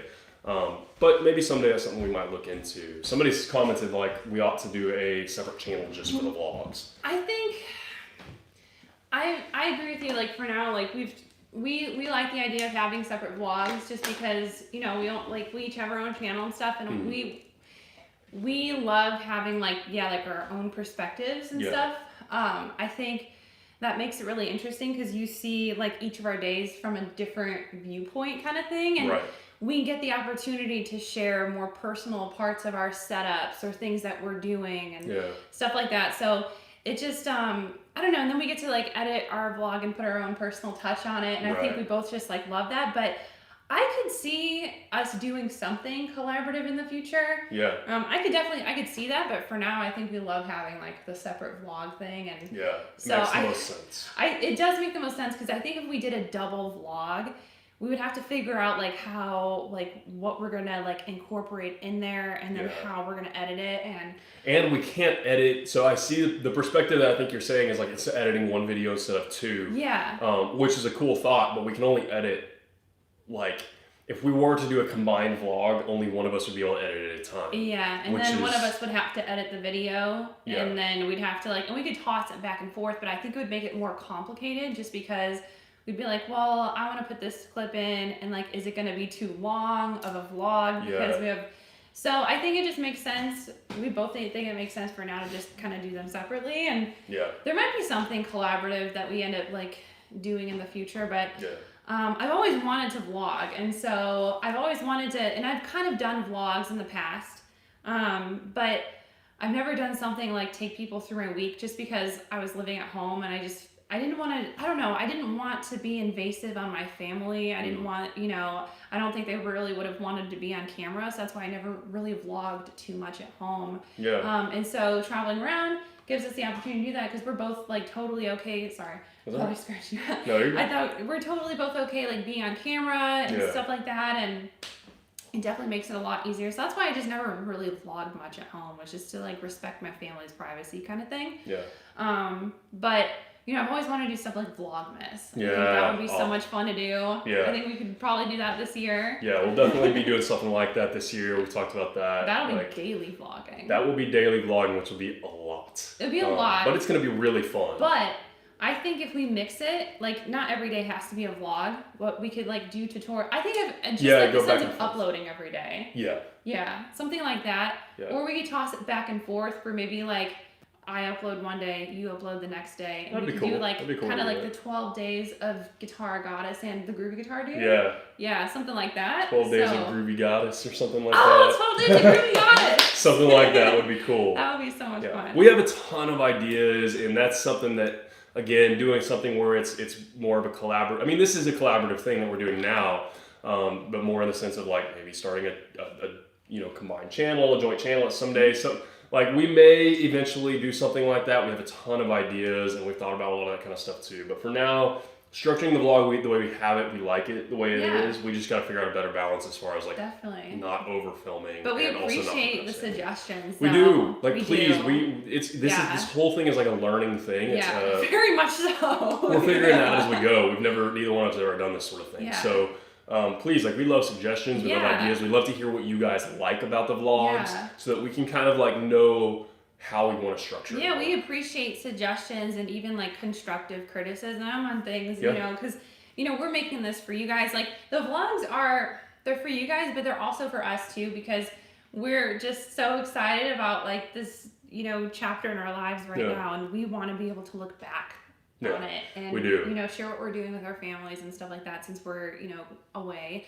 But also we're letting you guys in and showing you behind the scenes and things like that. So it's also amazing in that aspect too. And we want to make sure that, you know, you guys are happy with the content. So let us know what you love seeing, what you'd love to see more of, any like changes or ideas, and, you know, we'll take those into consideration. And so, and everything that, you know, we do with filmmaking and editing and stuff like that, you know, because we're making so much content, we're always trying to find ways to make it so that we can do all the things that we want to do, but not, I don't know, take away from, you know, tutorials that we're doing. Or we never want to like, you know, take away from that. So we're always trying to find ways to just, you know, like vlogging is, I don't know, it's something we can sometimes just like set up a camera while we're like working and stuff like that. So sometimes like some shots, easy to plug in. I'll do that. I'll just put a camera up and I'll just like be editing or working on my computer.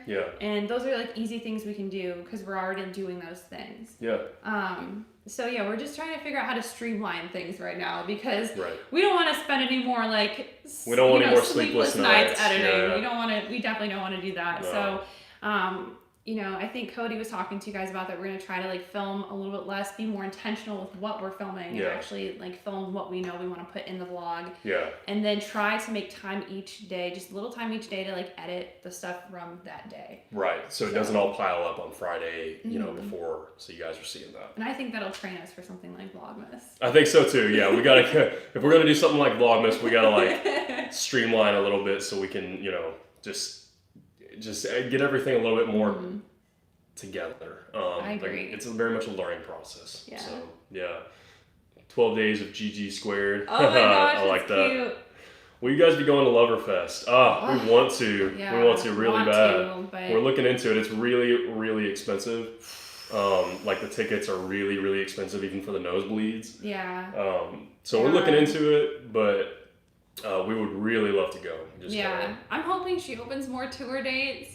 Yeah. I really hope so. I hope so too. I wonder if that'll happen. I'm not totally sure, but I can understand why she's only doing 2 concerts here in America. She's doing, Europe dates too, but yeah, she has a lot going on with her family right now. Like her mom, now they found out her mom has a brain tumor.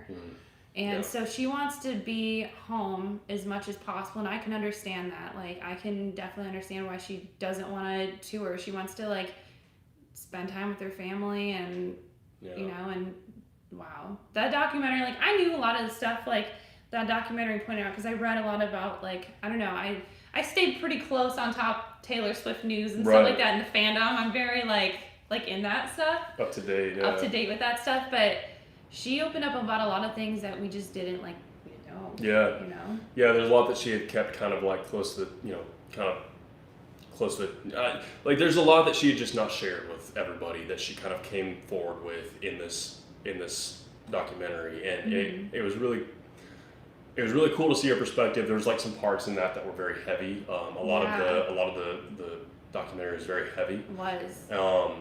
But it was really just seeing her talk about this stuff. It was very, I don't know. I think that like a lot of times with artists, it's hard to feel they're kind of put up on this pedestal, and I guess it's hard to empathize with them because it seems like they have everything, and because they have people and stuff like that. But sometimes in a room full of people, you can feel alone. Yeah, very much so, and that's kind of what she highlights in this in a lot of ways. Yeah. So if you haven't seen it yet, we don't want to spoil anything.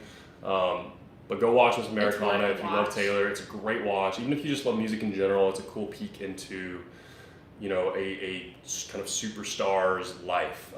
It makes, we follow her very closely, so we kind of already feel that way, that we can kind of like relate to her in a lot of different ways, but like, it just brings her down to earth a little bit, and it makes her, it shows that has a real life too. Like there's a lot of aspects of her life that aren't, are very much like something nobody else will ever experience, but there's also a lot of things that she's going through, like her mom having cancer, that are very much things that, like Josh, for example, I mean, that part hit home for me because my dad passed away of cancer. And so her just kind of like coming forward with that and being real with everybody about that and showing some of those parts of her life, it just made it feel very much like she's a real person. Yeah. And I loved that aspect of it. I think we both did. Yeah, that definitely. And like, we saw that scene where she has like an apartment in New York, and she left her apartment and she had security help her get into the SUV. And when she left her apartment, there were people all around like the front of her apartment screaming her name because they know that she lived in that building. And she's like, I'm very aware that, she's like, this is my front yard. And she's like, I'm very aware that this is not normal. Yeah. And I was just like, man, I couldn't live life like that, where you can't go to a grocery store, you can't go anywhere, and people are just like, like all over you. That's a lot. That's so crazy. And so when you think about it, it seems cool. I think it seems cool, especially when you're a kid and you're young. Yeah, like, I want to be famous. Like, I don't think, I mean, I get it. It's cool. I think we all wanted to be famous at one point and stuff. But gosh, like I can't imagine just being that in that kind of life. where you can't just do it. It's so removed from just normal real life. You can't do You have to simple think things. about every step you take. You have to think about, you have to plan how you're going to get from point A to point B. And she said, nobody physically saw me for a year. Yeah. That's crazy. That is so crazy to think about, that she just disappeared because she had to. Like, she felt like she needed a fresh perspective. She felt like that's what people wanted her to do. Yeah, she did, because she was so, you know, got so much negative press for a little while, stuff like that. I'm gonna get another water bottle, guys. I'm sorry, I don't mean to be noisy and stuff. But I would say let's hit some of these comments. And, You do that. Oh gosh, oh my gosh, okay. Did you guys see that? Okay. Oh, you guys can't see. There's a You light. can't see it. I'm gonna try to tip this up without ruining our whole setup. There is a light. It looks like one. There's one right there. Hoping I get like the opportunity. In the vlog, I hit my head on this happened light so all many the time. times. I'm not kidding you guys. At least like usually at least I would say like twice a day. There was a day where it was like 5 or 6 times or more. I was getting so annoyed. He was like I by was the end done of the with day, it. he was so done. I was so done with it. I was so done with it. Oh my gosh. I'm seriously, so I'm like 6'7" for you guys who don't know. We talked about it a little bit before. I'm really tall. And so things like that, like light fixtures and like low-hanging trees and stuff. To the light fixture's defense, this table was not like how it is. We actually shifted the table. So the light fixtures were over the table, but we shifted the table so that way we could film properly in here. Right, yeah, we kind of like, just for lighting and stuff, we had to like move this. So that's why it's not the light fixture's fault. It's fine, I'm fine, everything's fine. But anyways, just low-hanging stuff. I hit my head on stuff a lot, so yeah. Okay, we've been live streaming for a really long time, so I'd say let's hit some like comments and stuff and like try to like, because we kind of keep going off on rants, which is cool. We love kind of just like... Yeah, we get rolling and stuff. A lot. We do, but I'm sure like you guys have stuff to do. We need to get some like proper breakfast going and stuff. Yeah, I'm hungry. I'm like ready for some toast or some thick and fluffies. Yeah, or some like, thick and fluffies. Oh, goodness. So we're gonna like go through and maybe do another like 5 to 10 minutes tops of just like kind of quick comments. Do you actually want me, like while we're doing comments, do you want me to throw on some toast? I mean, if you want to I'll do it. toast, that sounds great. Toast. Okay, so I'm gonna read off some comments and we'll kind of do these. Michelle is just right here. She's throwing on some toast. I'm still here. She's still here. I'm still listening. I'm making toast in a skillet because this place doesn't have a toaster. Yeah, which is weird. And we were thinking like, should we just go buy a toaster? But you can make toast on the skillet, but it kind of takes longer. Like, why spend the $20 on the toaster when we can? It takes a little bit longer to do it like this, but it works. It's $20 saved. Yeah. It works. It works. Okay, so I'm just kind of reading off some comments and stuff here. Groovy, what do you think of Halsey's new album? I actually haven't listened to Halsey's new album very much. I've heard whatever the biggest song is from it so far, whatever kind of her top single is. I've heard that. I forget the name of it. I've heard it, and I like it, actually. I'm not like a diehard Halsey fan. I like her music. I think she's very talented, but I don't listen to a lot of her music out on my own besides teaching it to you guys. But it sounds like the one song that I've heard from that album so far, her main single from it that's really popular, I actually really like that. I gotta listen to her new album. I've only heard a little bit of the stuff so far. Oh, real quick.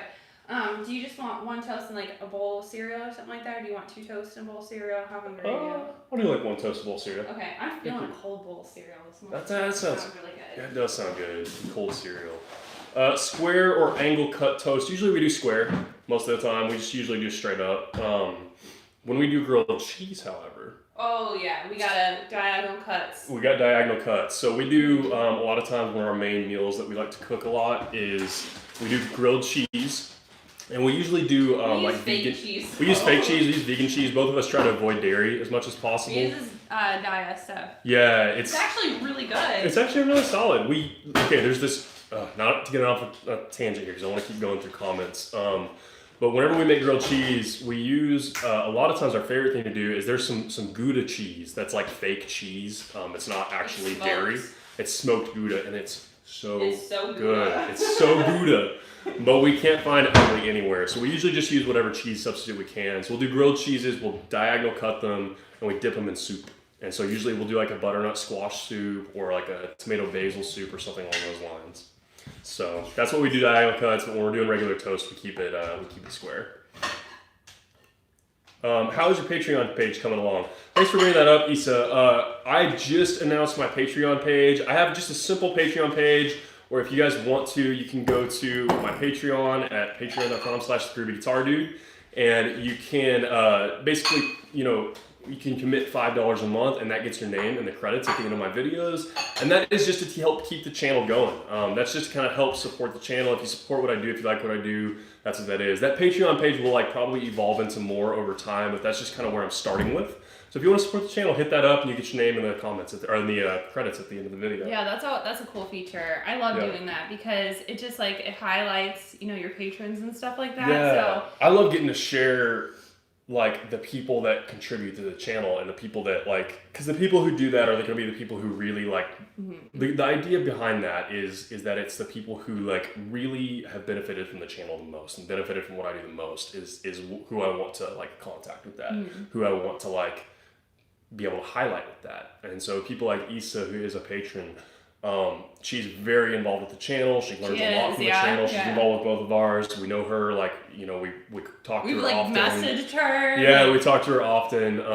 And so that's who the Patreon deal is for. It's people who are very involved and who just have benefited a lot from what we do.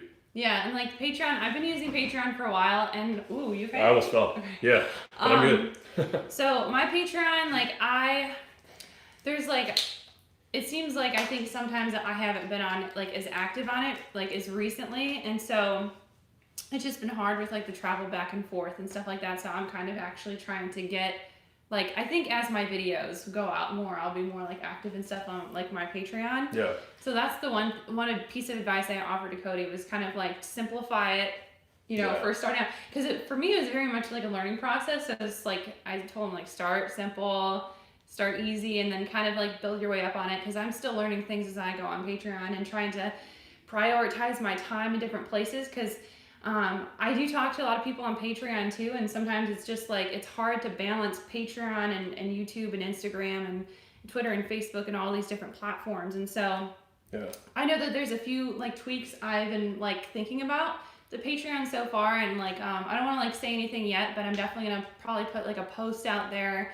and it's not gonna be for a little while. This is not a right now thing, but just some things I'm thinking about to make it better and where it makes sense and things like that. And I just want to try to balance things out more, and so I think it's great that you started out with the names and the credits. I think that's a very good thing to do starting off. And I wanted to be able to start something simple and be able to allow you guys a way to contribute and help out if you want to, if you feel the channel has helped you out, if you want to give it back a little bit, and just keep things simple, and it'll probably evolve more over time to some different things, but that's just kind of the starting place. So thank you, Issa, for bringing that up, and for you who are interested, like I said, patreon.com/thegroovyguitardude.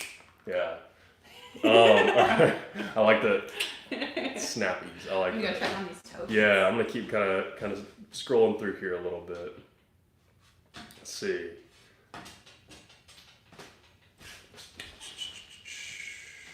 Can you call my name? Hi, Olivia. Yeah. Here's a good one. Why are bar chords so important? The same thing can be done with open chords, and it may be better. In a lot of situations, that's true. And so a lot of people ask why I teach with a capo so often, and that is why I teach with a capo so often, because most of the time you can capo up and be able to get rid of some bar chords to where you don't have to play. There are some times where it's unavoidable, and you can't really just entirely really play guitar well and not do bar chords ever. You eventually will have to do bar chords if you want to continue to grow. I mean, there's open versions of bar shapes, but I think it just opens your horizons more if you get into those barred shapes. And once you get barred shapes down, it's easy to slide from one bar shape to the next. It's it's a convenience thing. Yeah. And it makes those transitions just a lot easier. Yeah, it's a big hurdle to climb when you're very first doing it, but it's so worth it. It just opens up a whole world of playing. You want to do it, even if it's hard right now. You want to do it. It's so much better in the end. So just stick with it. The biggest thing, I mean, it sounds such like a stereotypical thing, but just keep practicing, building up your finger strength. It will take you less time to get down than you think it will if you just commit to it. Just literally, there was I think maybe 1 week where I was just I'm sick of not being able to play bar chords. I'm just gonna get this down. I spent a week just focusing on bar chords, and I got it. and then now I have it forever. Yeah. You know, just once you figure out like how to adapt yourself to the guitar, because there are tips that you can definitely like use that I think are very universal, but I feel like on an individual basis, you have to figure out for yourself how to adapt yourself to the guitar and finding a guitar that is comfortable for you to play. Yeah, so that's a big part of it. Yeah, Issa mentioned, I remember she's kind of talking to me about like guitars that she really found 3/4 size guitars to be very comfortable for her personally.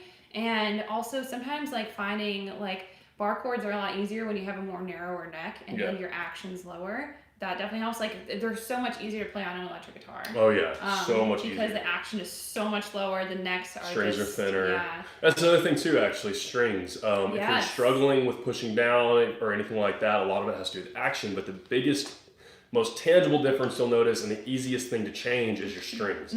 So go to Guitar Center, go to Amazon, whatever you need, or your local music store, get some light gauge strings, and start there. That actually makes a huge difference. So. Yeah, just a couple tips on bar chords there for you guys. Ooh, Willis asked, is there any chance you guys would do a collab with people in your community? That's actually something I've kind of done a couple of times in the past in some like old videos. I used to do this thing like on Patreon where I did a couple like collabs with people like in the community where I had like, I remember specifically I did a tutorial for I Hate You, I Love You. And I actually had a girl like in my video kind of like helping teach the chords, and so I did something kind of like that. And we both talked about we love, you know, like we hopped on a live stream actually with Willis. We did the other day. Adrian the other night, they were like live streaming together, and we were just like in the comments just like hanging out with them. But like I know for sure, and I think so you would be open to like doing some kind of like community like collaboration. I think that would be fun. I don't know exactly how it'll look or exactly how we'll do it, but that's something I think we would both love to do. We love any. Oh no, I'm burning this house! Oh no! Oh man! It's okay. I think it's salvageable. I can scrape it with a knife. Yeah, it's just like those corners. That's not too bad. We can salvage it. Shoot, I had it way up because these are electric burners, by the way. I'm used to using a gas range at home, and so I'm so impatient. I turn it up a little higher to get it to heat up, and then I forget to turn it back down. Oh my goodness, it's salvageable. It's not that bad. It's actually just the edges, and I can scrape it. I don't mind my toast being a little burnt anyways. You're the kind of person though who loves to put their marshmallow in the fire and then eat it burnt. That just opened up a whole can of worms.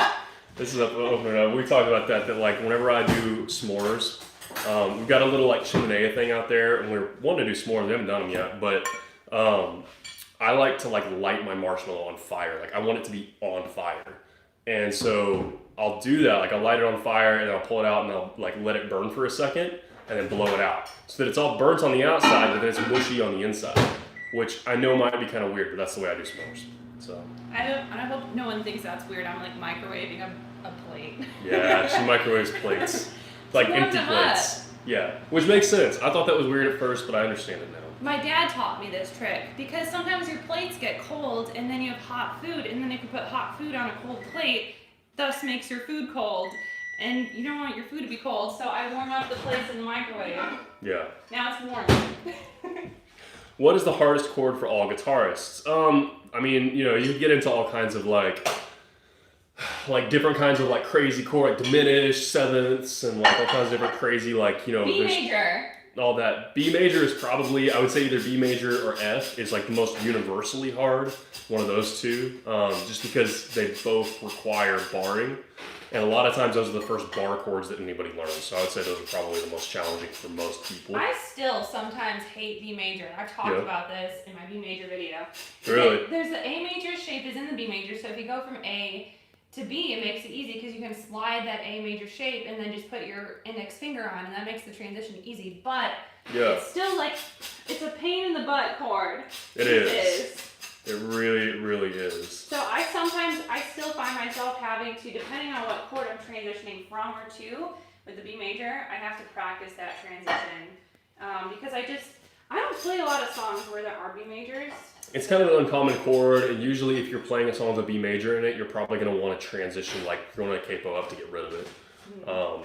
So that, not always, but a lot of times that's the situation.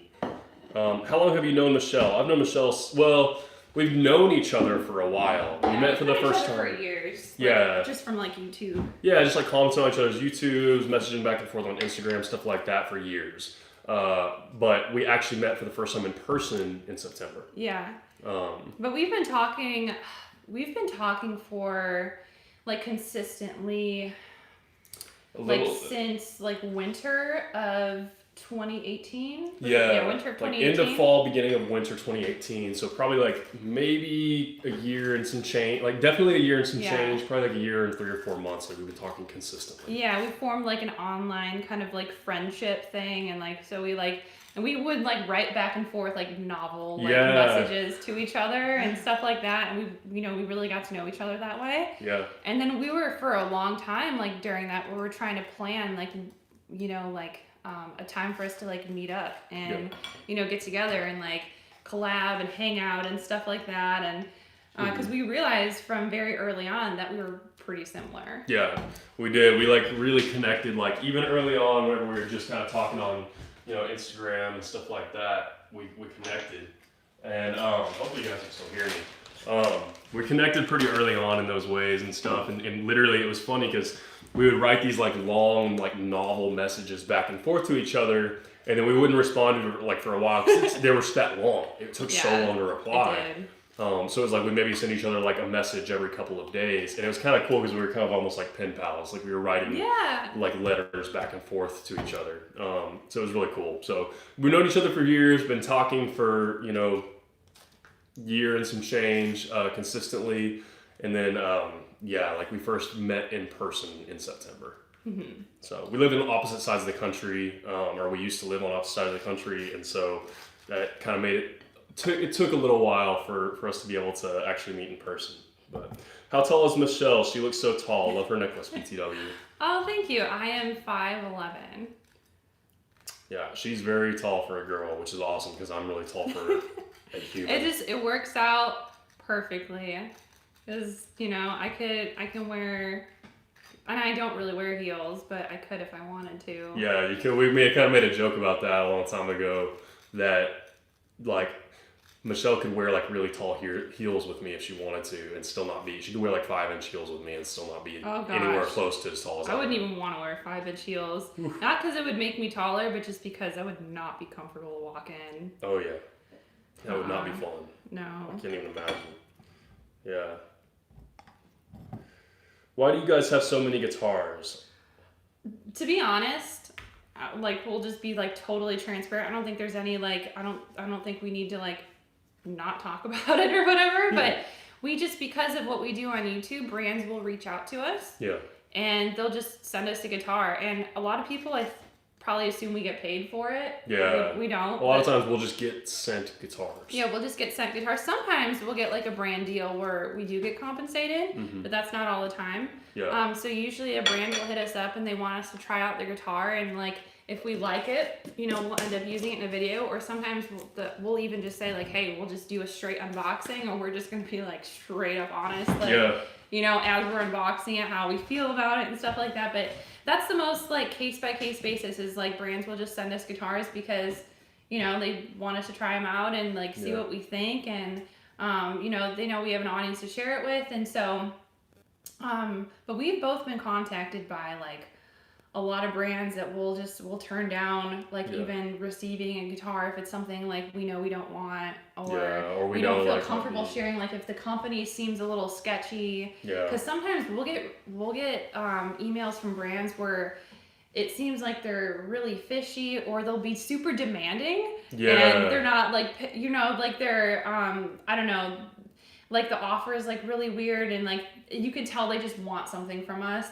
They're not trying to like be a mutually beneficial thing. They want us to just like they want us to just promote. They're using us to promote their product. Yeah, and so we can see right through that. So we love brands that reach out, that actually take an interest in what we're doing, and that brands that acknowledge that we're helping you guys, and that they're on board with that, because that's the big mission around what we're doing. Is I love that. Like the first time I met Cody, we were driving to Aldi because I was like, hey, I have to go to the store. Do you mind if like we go to Aldi? Yeah. And so we connected right away on how we are so passionate about helping people around the world learn guitar. Yeah. And so we love when brands jump on board with that aspect Seriously. without us having to even say it to them. Yeah. Like if they approach us and they say, we love how it's so apparent how passionate you are about like helping people.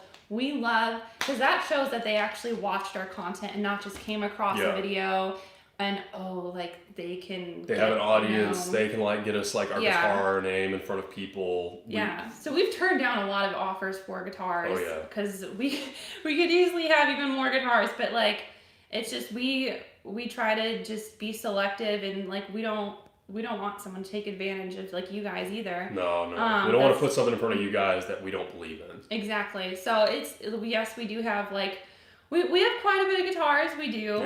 Yeah. And you know, I've talked about how like there will probably be a point because I mean my room can only hold so much and I don't even have access to like all of them right now, but I think there might be a point where I just like I know I don't need that many guitars, so I might just like give some away or something like that at some point, but there's some that I know I need to hold on to right now because I need to make some more content with eventually when I get back to them. Yeah.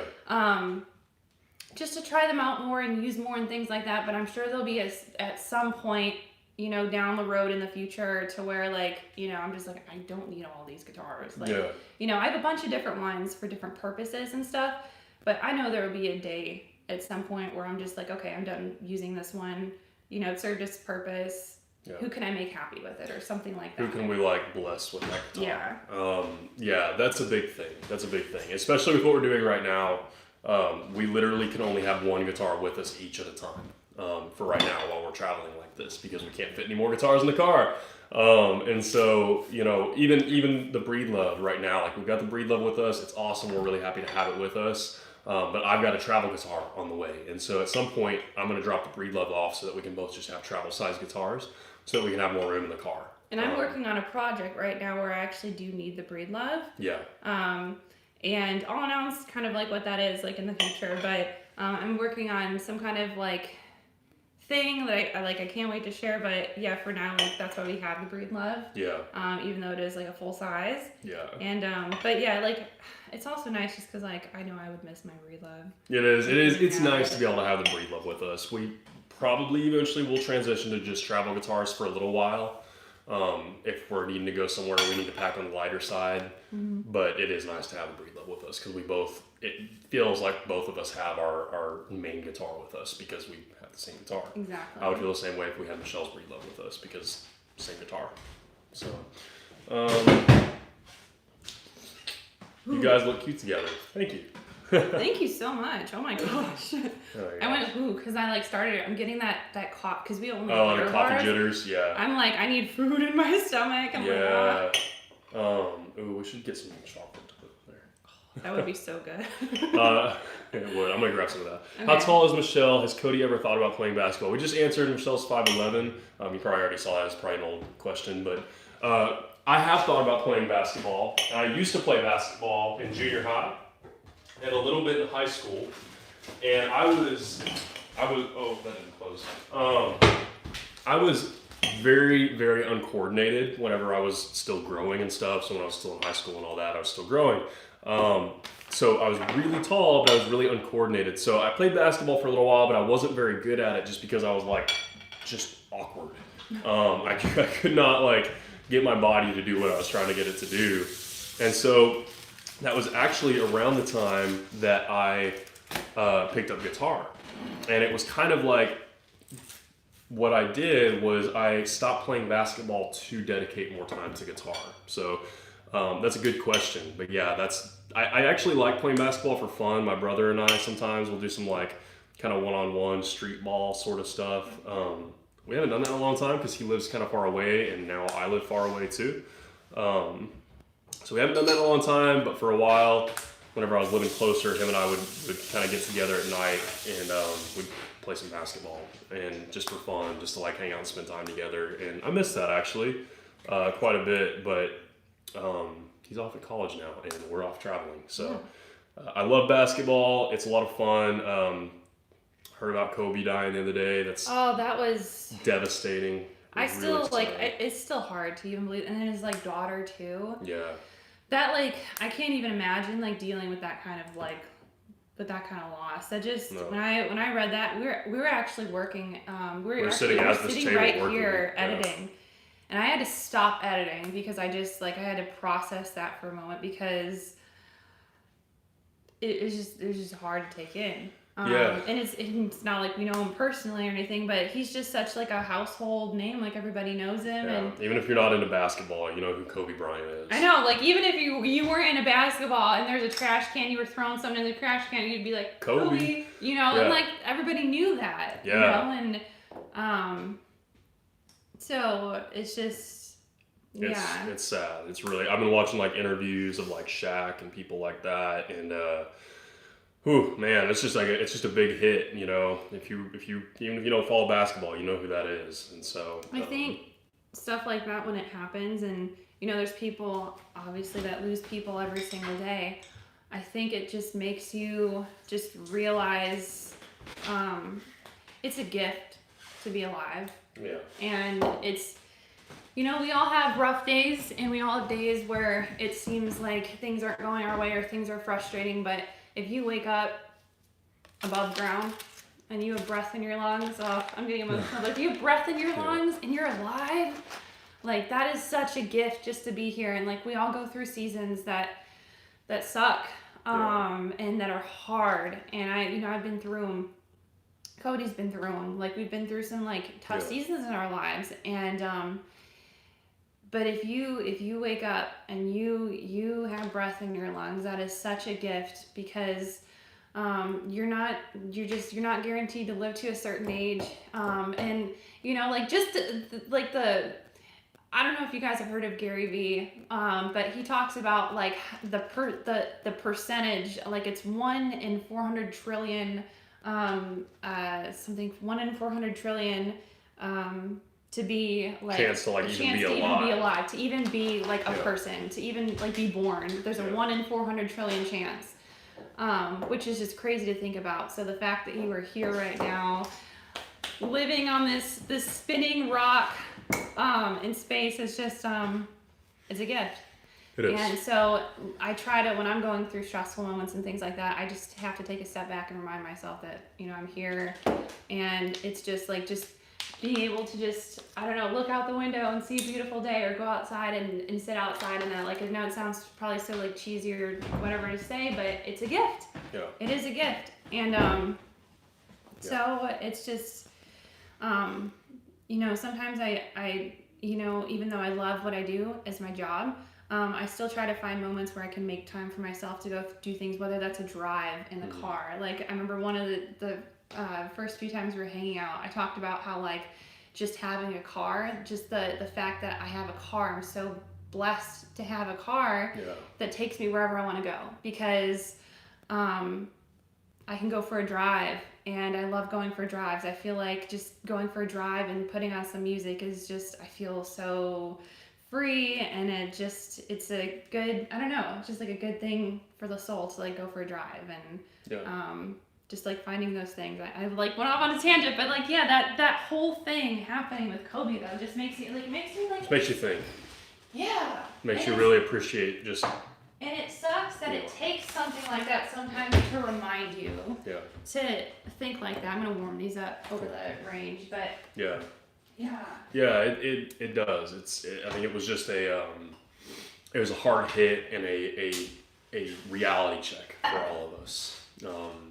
So not to dwell on that. That was totally like a tangent off of the question and stuff, but it's just something that's been on our minds a lot lately. Is just really just being appreciative of being alive in general, and being able to even just be sitting in here in front of you guys, hanging out, talking, and stuff like that. We just feel lucky to be even doing that. Cold? Coffee jitters. Coffee's just like hyping my emotions, everything. I'm just feeling everything in a higher level right now. I know. I've had moments where I'm like watching interviews and I get like teary eyed and stuff like that about all that stuff, because it just, man, whew. It was just a lot. It was just a lot. Somebody said, Dana Happiness said, I gotta go. Have a great day, everyone. Love being with all you this morning. thank you for dropping by. I'm sure you're already thank you so gone, but much. thank you for dropping by. We're happy Yeah. that you guys got to be with us. This is fun, just like hanging out with everyone. I love how just like chill and casual this is, because this is really what we want. We thought we were gonna be jamming more, and we definitely will jam and stuff like that too. But we love talking and connecting with you guys. It's a lot of fun. We do, because it's like we can actually do it, you know, at the same time, and it's not like we make a video and then we're talking in the comments. It's like we actually get to like react and hang out with you guys and just literally just like be with you in the comments. We love that. So this is much longer than we were planning on. I have no idea how long it's fun though. It's fun. We're having a lot of fun. We're having fun. We hope you guys are having fun too. We're having a great time. So this is just like we're just hanging out. We're just having breakfast with you guys. I'm like way back on comments now, but oh my gosh, it's 12:06. Is it really? Yeah. Well, we're having brunch right now. We have been live streaming for like 2 hours. Wow. What's wrong with your nose? I love that somebody asked this. Oh my I'm so happy gosh. somebody asked this. Okay. I get comments about this all the time. Literally every day. Nose comment of the day. No, we literally have a kind of running joke called nose comments of the day, because I get comments about what's wrong with my nose every day, every single day. Like I've probably gotten thousands of comments about my nose. Mm-hmm. There's nothing wrong with my nose. It's just a normal nose. The reason people think it's weird is because I have this little dip right here. It's got like kind of like a little part where it dips down. And I'm not like, look, like I'm not offended by the comments. We both get kind of mean comments. We've got thick skin and stuff like that. I don't think anybody thinks anything mean of it necessarily, or most people probably don't mean anything mean by it. They're probably just curious. But there's really nothing wrong with my nose. Nothing happened to it. It's just a unique nose. I think it's adorable. I appreciate it. Thank you. Mm-hmm. But it's just a unique nose. There's nothing wrong with it. It's just normal. I didn't have an accident. It's not like messed up or anything like that. It just is a little bit, it's just got a little bump there. And that's just how it is. Some people just have that. It's just some kind of just random trait that I picked up somehow. So that's what it is. There's nothing wrong with it. There's no weird thing. It just is just an interestingly shaped nose. Miranda Mallard asked, "Why do you guys play guitar?" And that's a great question. That's a great question. And to keep it fairly short, I'm going to modify it just a little bit, because I don't want to go off too much on a tangent. I want to be able to keep going through comments, but I'm going to answer that as, why did we both start playing guitar? It's probably a good way to go, because I think that evolves over time. But I'll tell you a little bit about, really quickly, how I started playing guitar, why I started playing guitar, and you can, I think we've shared some of this before, but the reason I started playing guitar, I had a lot of friends that played guitar when I was in junior high, and I picked up a guitar, and it's actually kind of funny, again, not to like go off on a tangent, because I want to keep going through these comments and eat some toast, but I picked up guitar because I had a lot of friends that played guitar, but it actually happened at a really interesting time in my life where, like I said, my dad passed away from cancer quite a while back ago. I think, gosh, either 11 or 12 years ago, maybe, I feel like 12 years ago is right, about 12 years ago, and it was around that time that I started picking up guitar, and so guitar actually became an outlet for me. I had a lot going on in my life that was just like some big stuff, some really heavy stuff, and guitar was kind of an escape from all of that. And so I credit my guitar playing and why I stuck with it to kind of half and half of guitar being an escape for me to just kind of like just shut everything else out and focus in on guitar. And then also all my friends playing. So I had a lot of friends that, like, some of my closest friends played guitar, so we got to kind of like hang out and connect over that.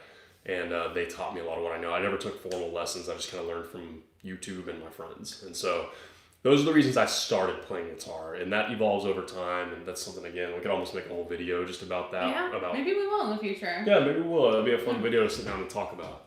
Or we can go into more detail next week or something. But why did you start playing guitar?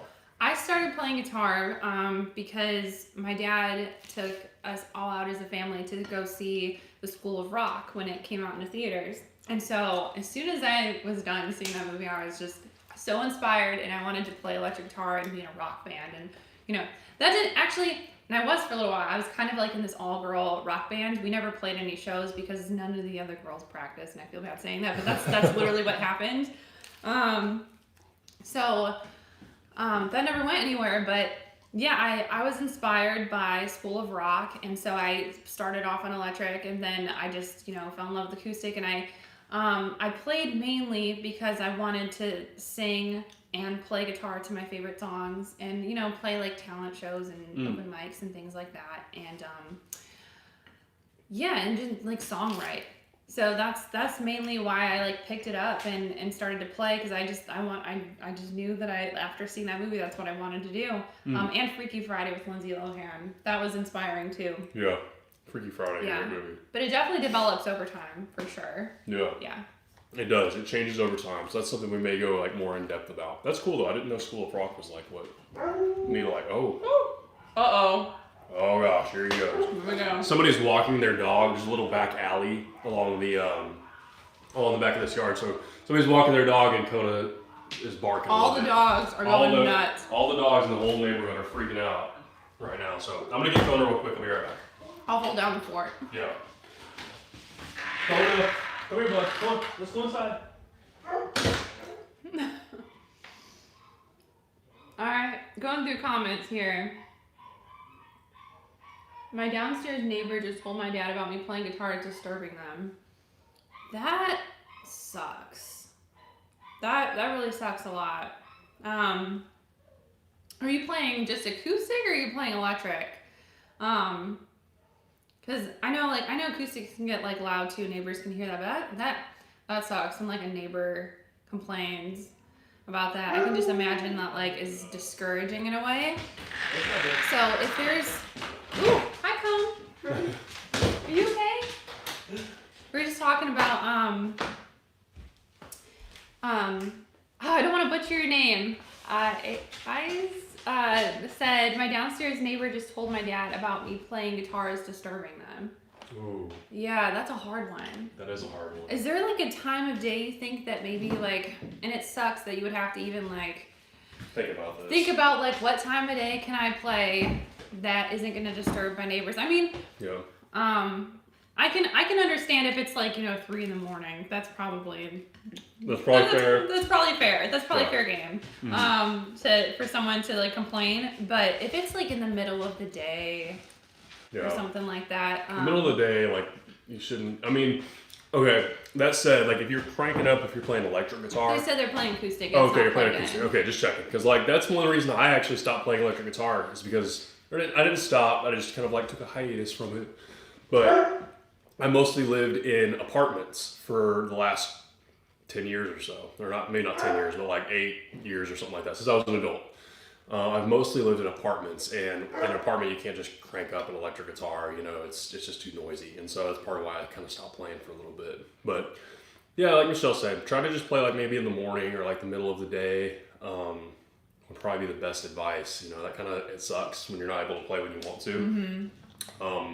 And you got to kind of be conscious about other people, but sometimes that's just a reality. So yeah, biggest advice probably just like try to play at a time when like. Or maybe talking to that neighbor too. If you feel comfortable talking to that neighbor, or because I don't know how old you are. Yeah. But maybe if you take your dad with you to go talk to that neighbor and like sit down and be like, hey, I really respect that.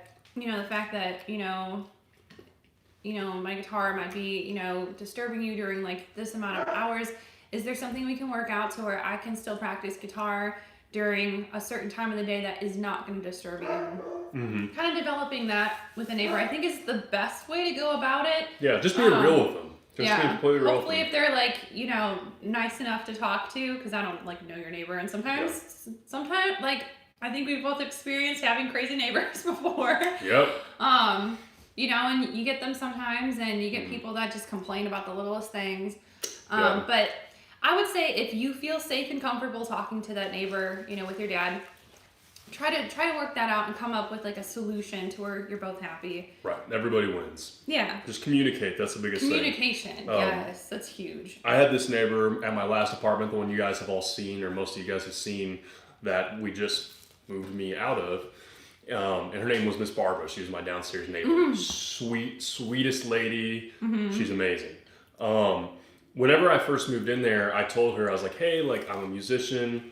I listen to loud music sometimes. I play loud music sometimes and stuff like that. Here's my phone number. Just text me if things get too loud.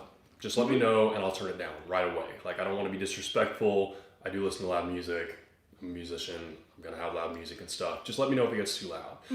And that just right there really like facilitated her and I having a very positive relationship. Yeah, she loved that you did that. She loved you for that. It really, like, and I mean, we're close. Like, we you know, like, right before I left and, like, dropped the keys off of that apartment, we went downstairs, gave her a big hug, and she said she was going to miss me and stuff, and I'm going to miss her. We're going to go, whenever we pass back through where I live. We're going to go visit her and stuff.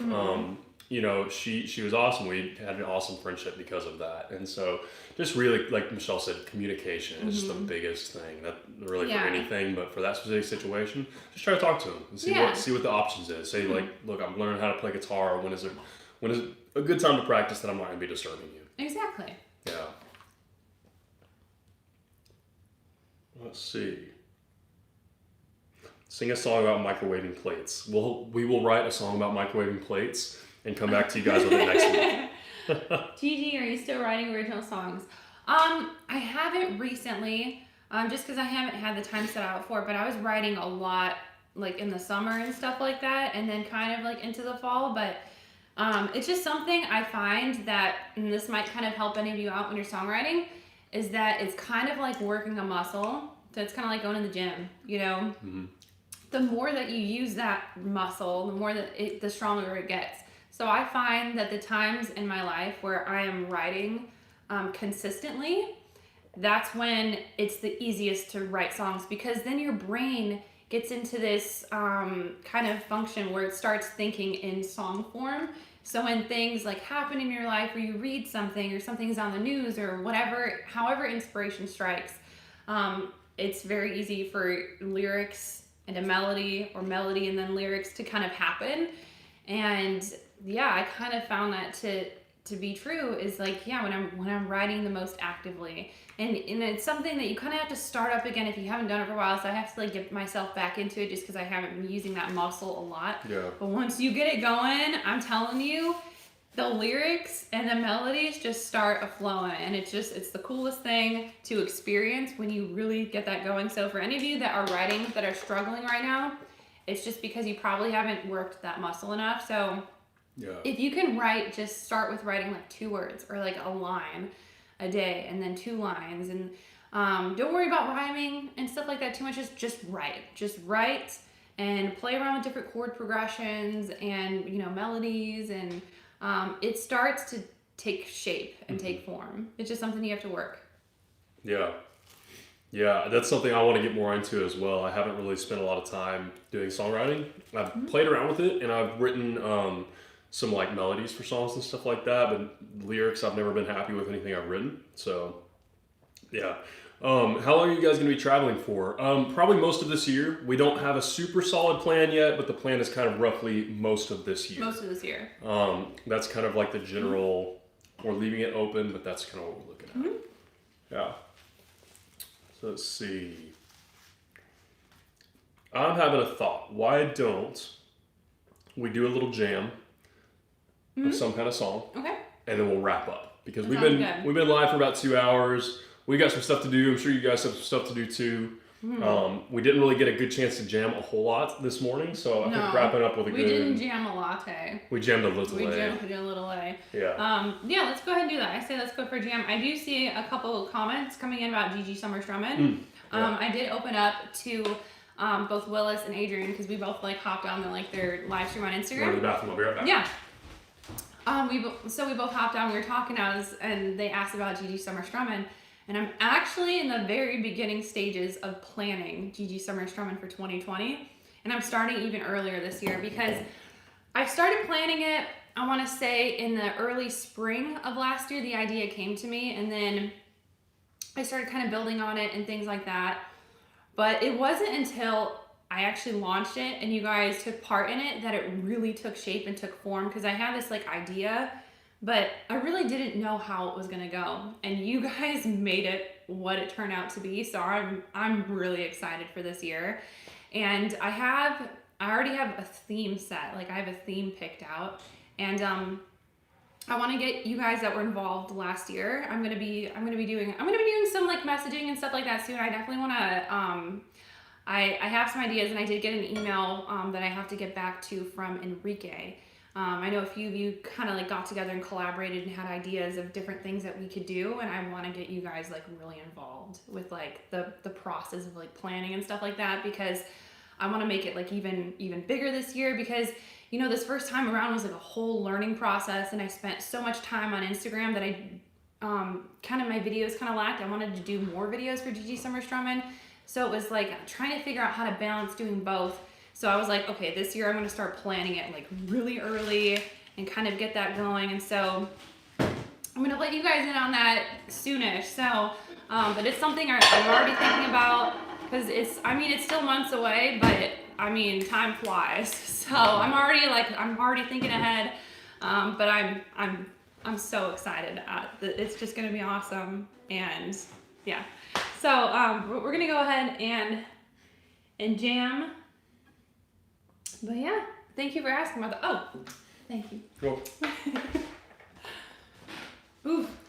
I'm still feeling it from this coffee. It was strong. We gotta get some more food in us. We gotta get some more food. I'm gonna go for that bowl of cereal. Sounds so good. Yeah, so I think after we kind of sign off, by the way, guys, we're gonna make some more food because we need more food. It's like lunchtime. We need some sustenance. We're gonna do that, but we're also gonna get into the comments on our vlogs and respond to like pretty much on all of them or most of them. Yeah. So if you guys haven't left a comment on the vlog yet, be sure to go down there and hit those up, just because we're going to be in there. We're going to be replying to as many of them as we can. Yeah, we'll probably be doing that over breakfast. So it's the vlogs we each posted yesterday, so it's like each of our most recent videos. Yeah, exactly. It'll be our yesterday's videos that we just both posted. So yeah, hit those up if you want to kind of like, say something or give us a suggestion or just say what you think about the vlog and stuff. Yeah. Or just say hi. Yeah, so that's where we'll be. Yeah. All right, what do we want to jam on? This is our little list. We don't have to do something from this list, but we could. So last week we did The Other Side of the Door. Yeah.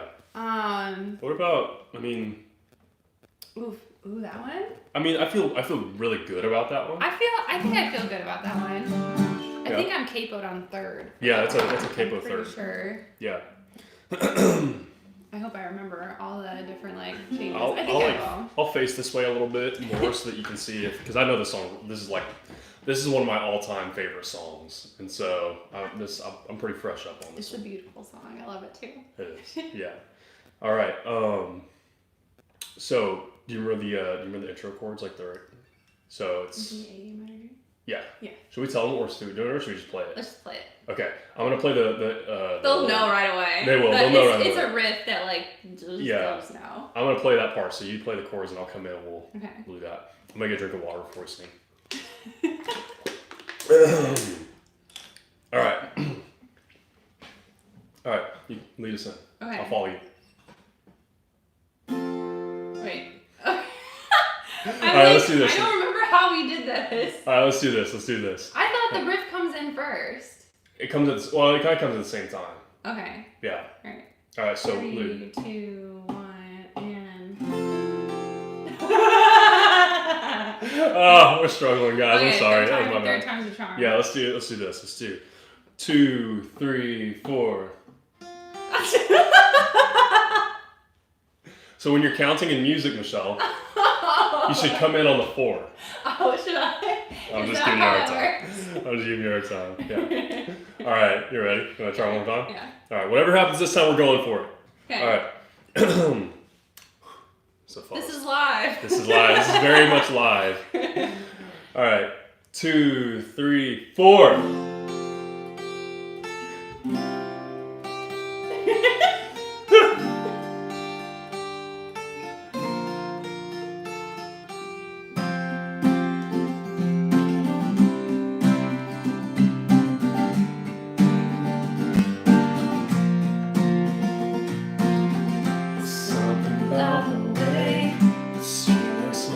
Just rain, there's a glow off the pavement. You walk into the car, and you know I wanna ask you to dance right there in the middle of the parking lot. Yeah.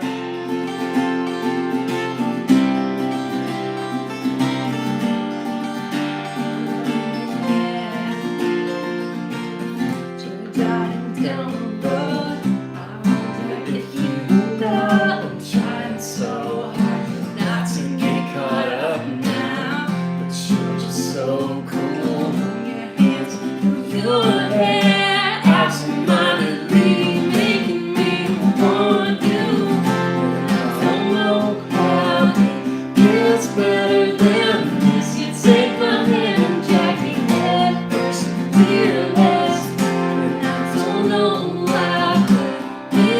lanterns in a storm in my best dress, fearless. Are you going to the bridge? Let's go to the bridge. Oh, you gotta sing a verse. I forgot it was that for a second. Baby, drive slow till we run out of road. In this one-horse town, I wanna stay right here. In this passenger seat, you put your eyes on me. In this moment now, capture it, remember it. 'Cause I don't know how it gets better than this. You take my hand and drag me head first, fearless.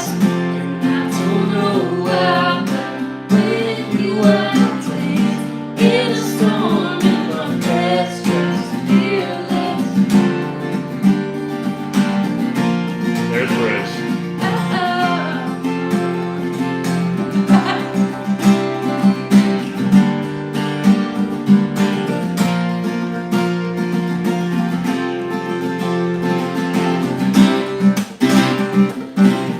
Well, you stood there with me, and I told you my handshake. I'm not usually this way, but you pull me in, and I'm a little more brave.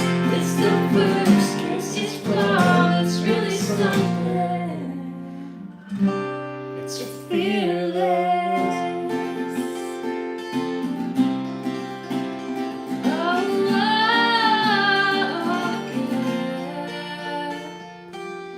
Cause I don't know how it gets better than this. You take my hand and drag me head first, fearless. And I don't know how with you like this.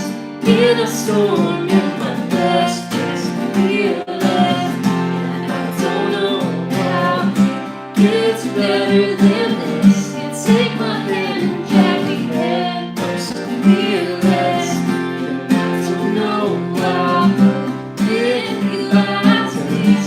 In a storm in my best dress, fearless.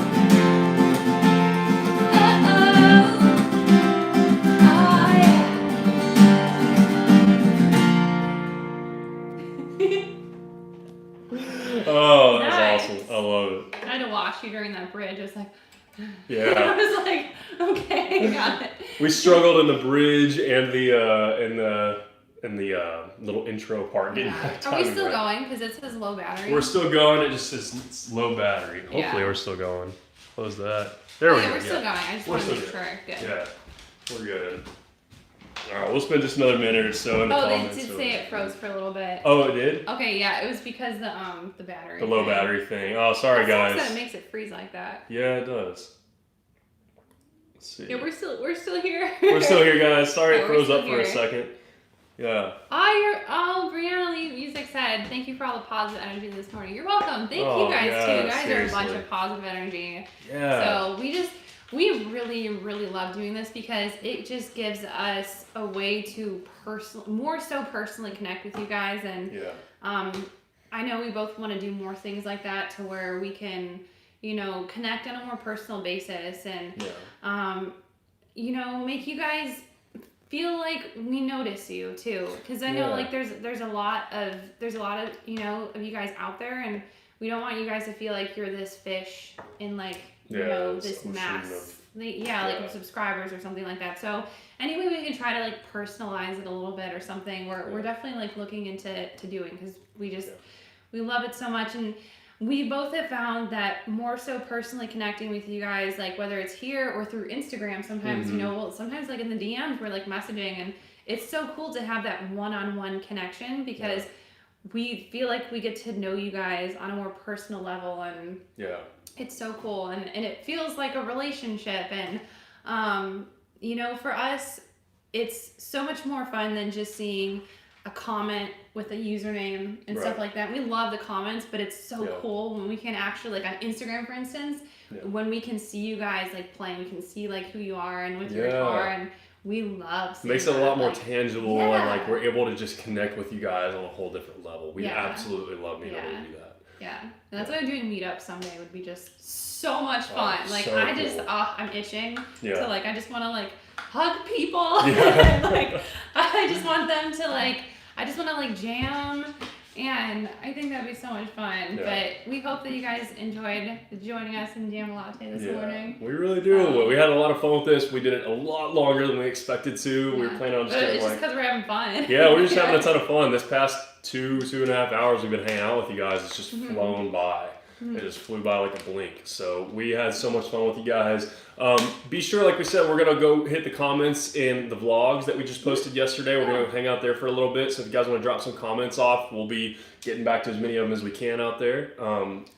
Another great place if you want to like stay connected with us too, outside of YouTube, that's a little bit more personal, is Instagram. Yeah. So at the Groovy Guitar Dude and at Guitar Goddess TV, where you can find us. We've been like on our story game lately. Oh like, we've been posting on the a stories. ton. Yeah. So we're trying to be more active on there as well. We might actually go live at some point on Instagram too. Yeah, we've been talking about doing that. We want to also go live on Instagram and do that with some of you guys on Instagram. I think it would be cool because there is a feature where we could go live and then we can have one of you guys go live if you request. Yeah. And we could like jam and stuff. Yeah. And I think that's something we should totally try out and do. I think so too. So yeah, if you're not already following both of us on Instagram, make sure to go do that because we're definitely thinking about doing some like fun things over there as well. Yeah. And we're posting a lot throughout the week too. So you can kind of get like the vlog shows the whole highlights of the week, but you can see what we're actually doing in the moment when we're posting stories and stuff. Like last night, Michelle posted a story from Miss Americana. So like you could see us kind of watching Miss Americana. Yeah. So yeah, be sure to check out those Instagrams.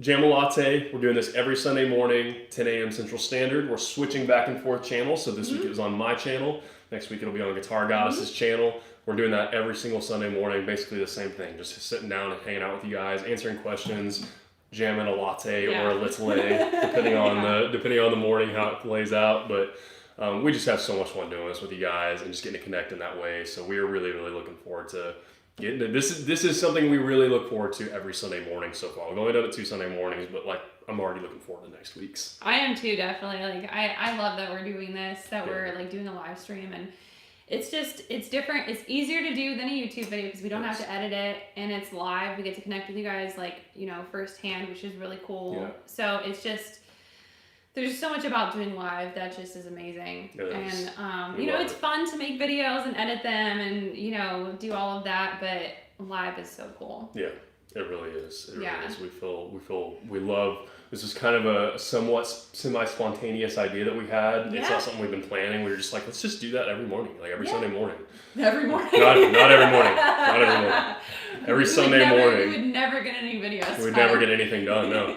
Every Sunday morning, we were just like, let's just do that, and we're so happy. It's just been, like I said, it's been a highlight of the week, I think, for both of us. Yeah, it definitely has been. And like Sundays are usually for most people, a really cozy day of the week, and a morning where people sometimes wake up later, and so we were like, you know what, let's do that. Let's try to pick a day during the week where we feel like the majority of people will be able to attend the live stream, and we can like just have coffee and breakfast, and we can hang out, and we can jam and all of that stuff, and so that's what it's turned into, and so we're really excited. We love it. We're so stoked, and thank you guys all so much for hanging out with us. It's been a blast this morning, and we're really looking forward to every Sunday morning. You should check out the vlogs on Saturday mornings on both of our channels. Yeah, those are also every Saturday morning, 10 a.m. Central Standard Time, a vlog on each of our channels. So that's just highlights from the week and stuff. Like we said, that's going to evolve and stuff. We're kind of learning how we want to structure that, but Yeah, that, and then of course like our regular tutorials during the week. Right, we'll have all of our normal tutorials down the way throughout the week as well. So we're just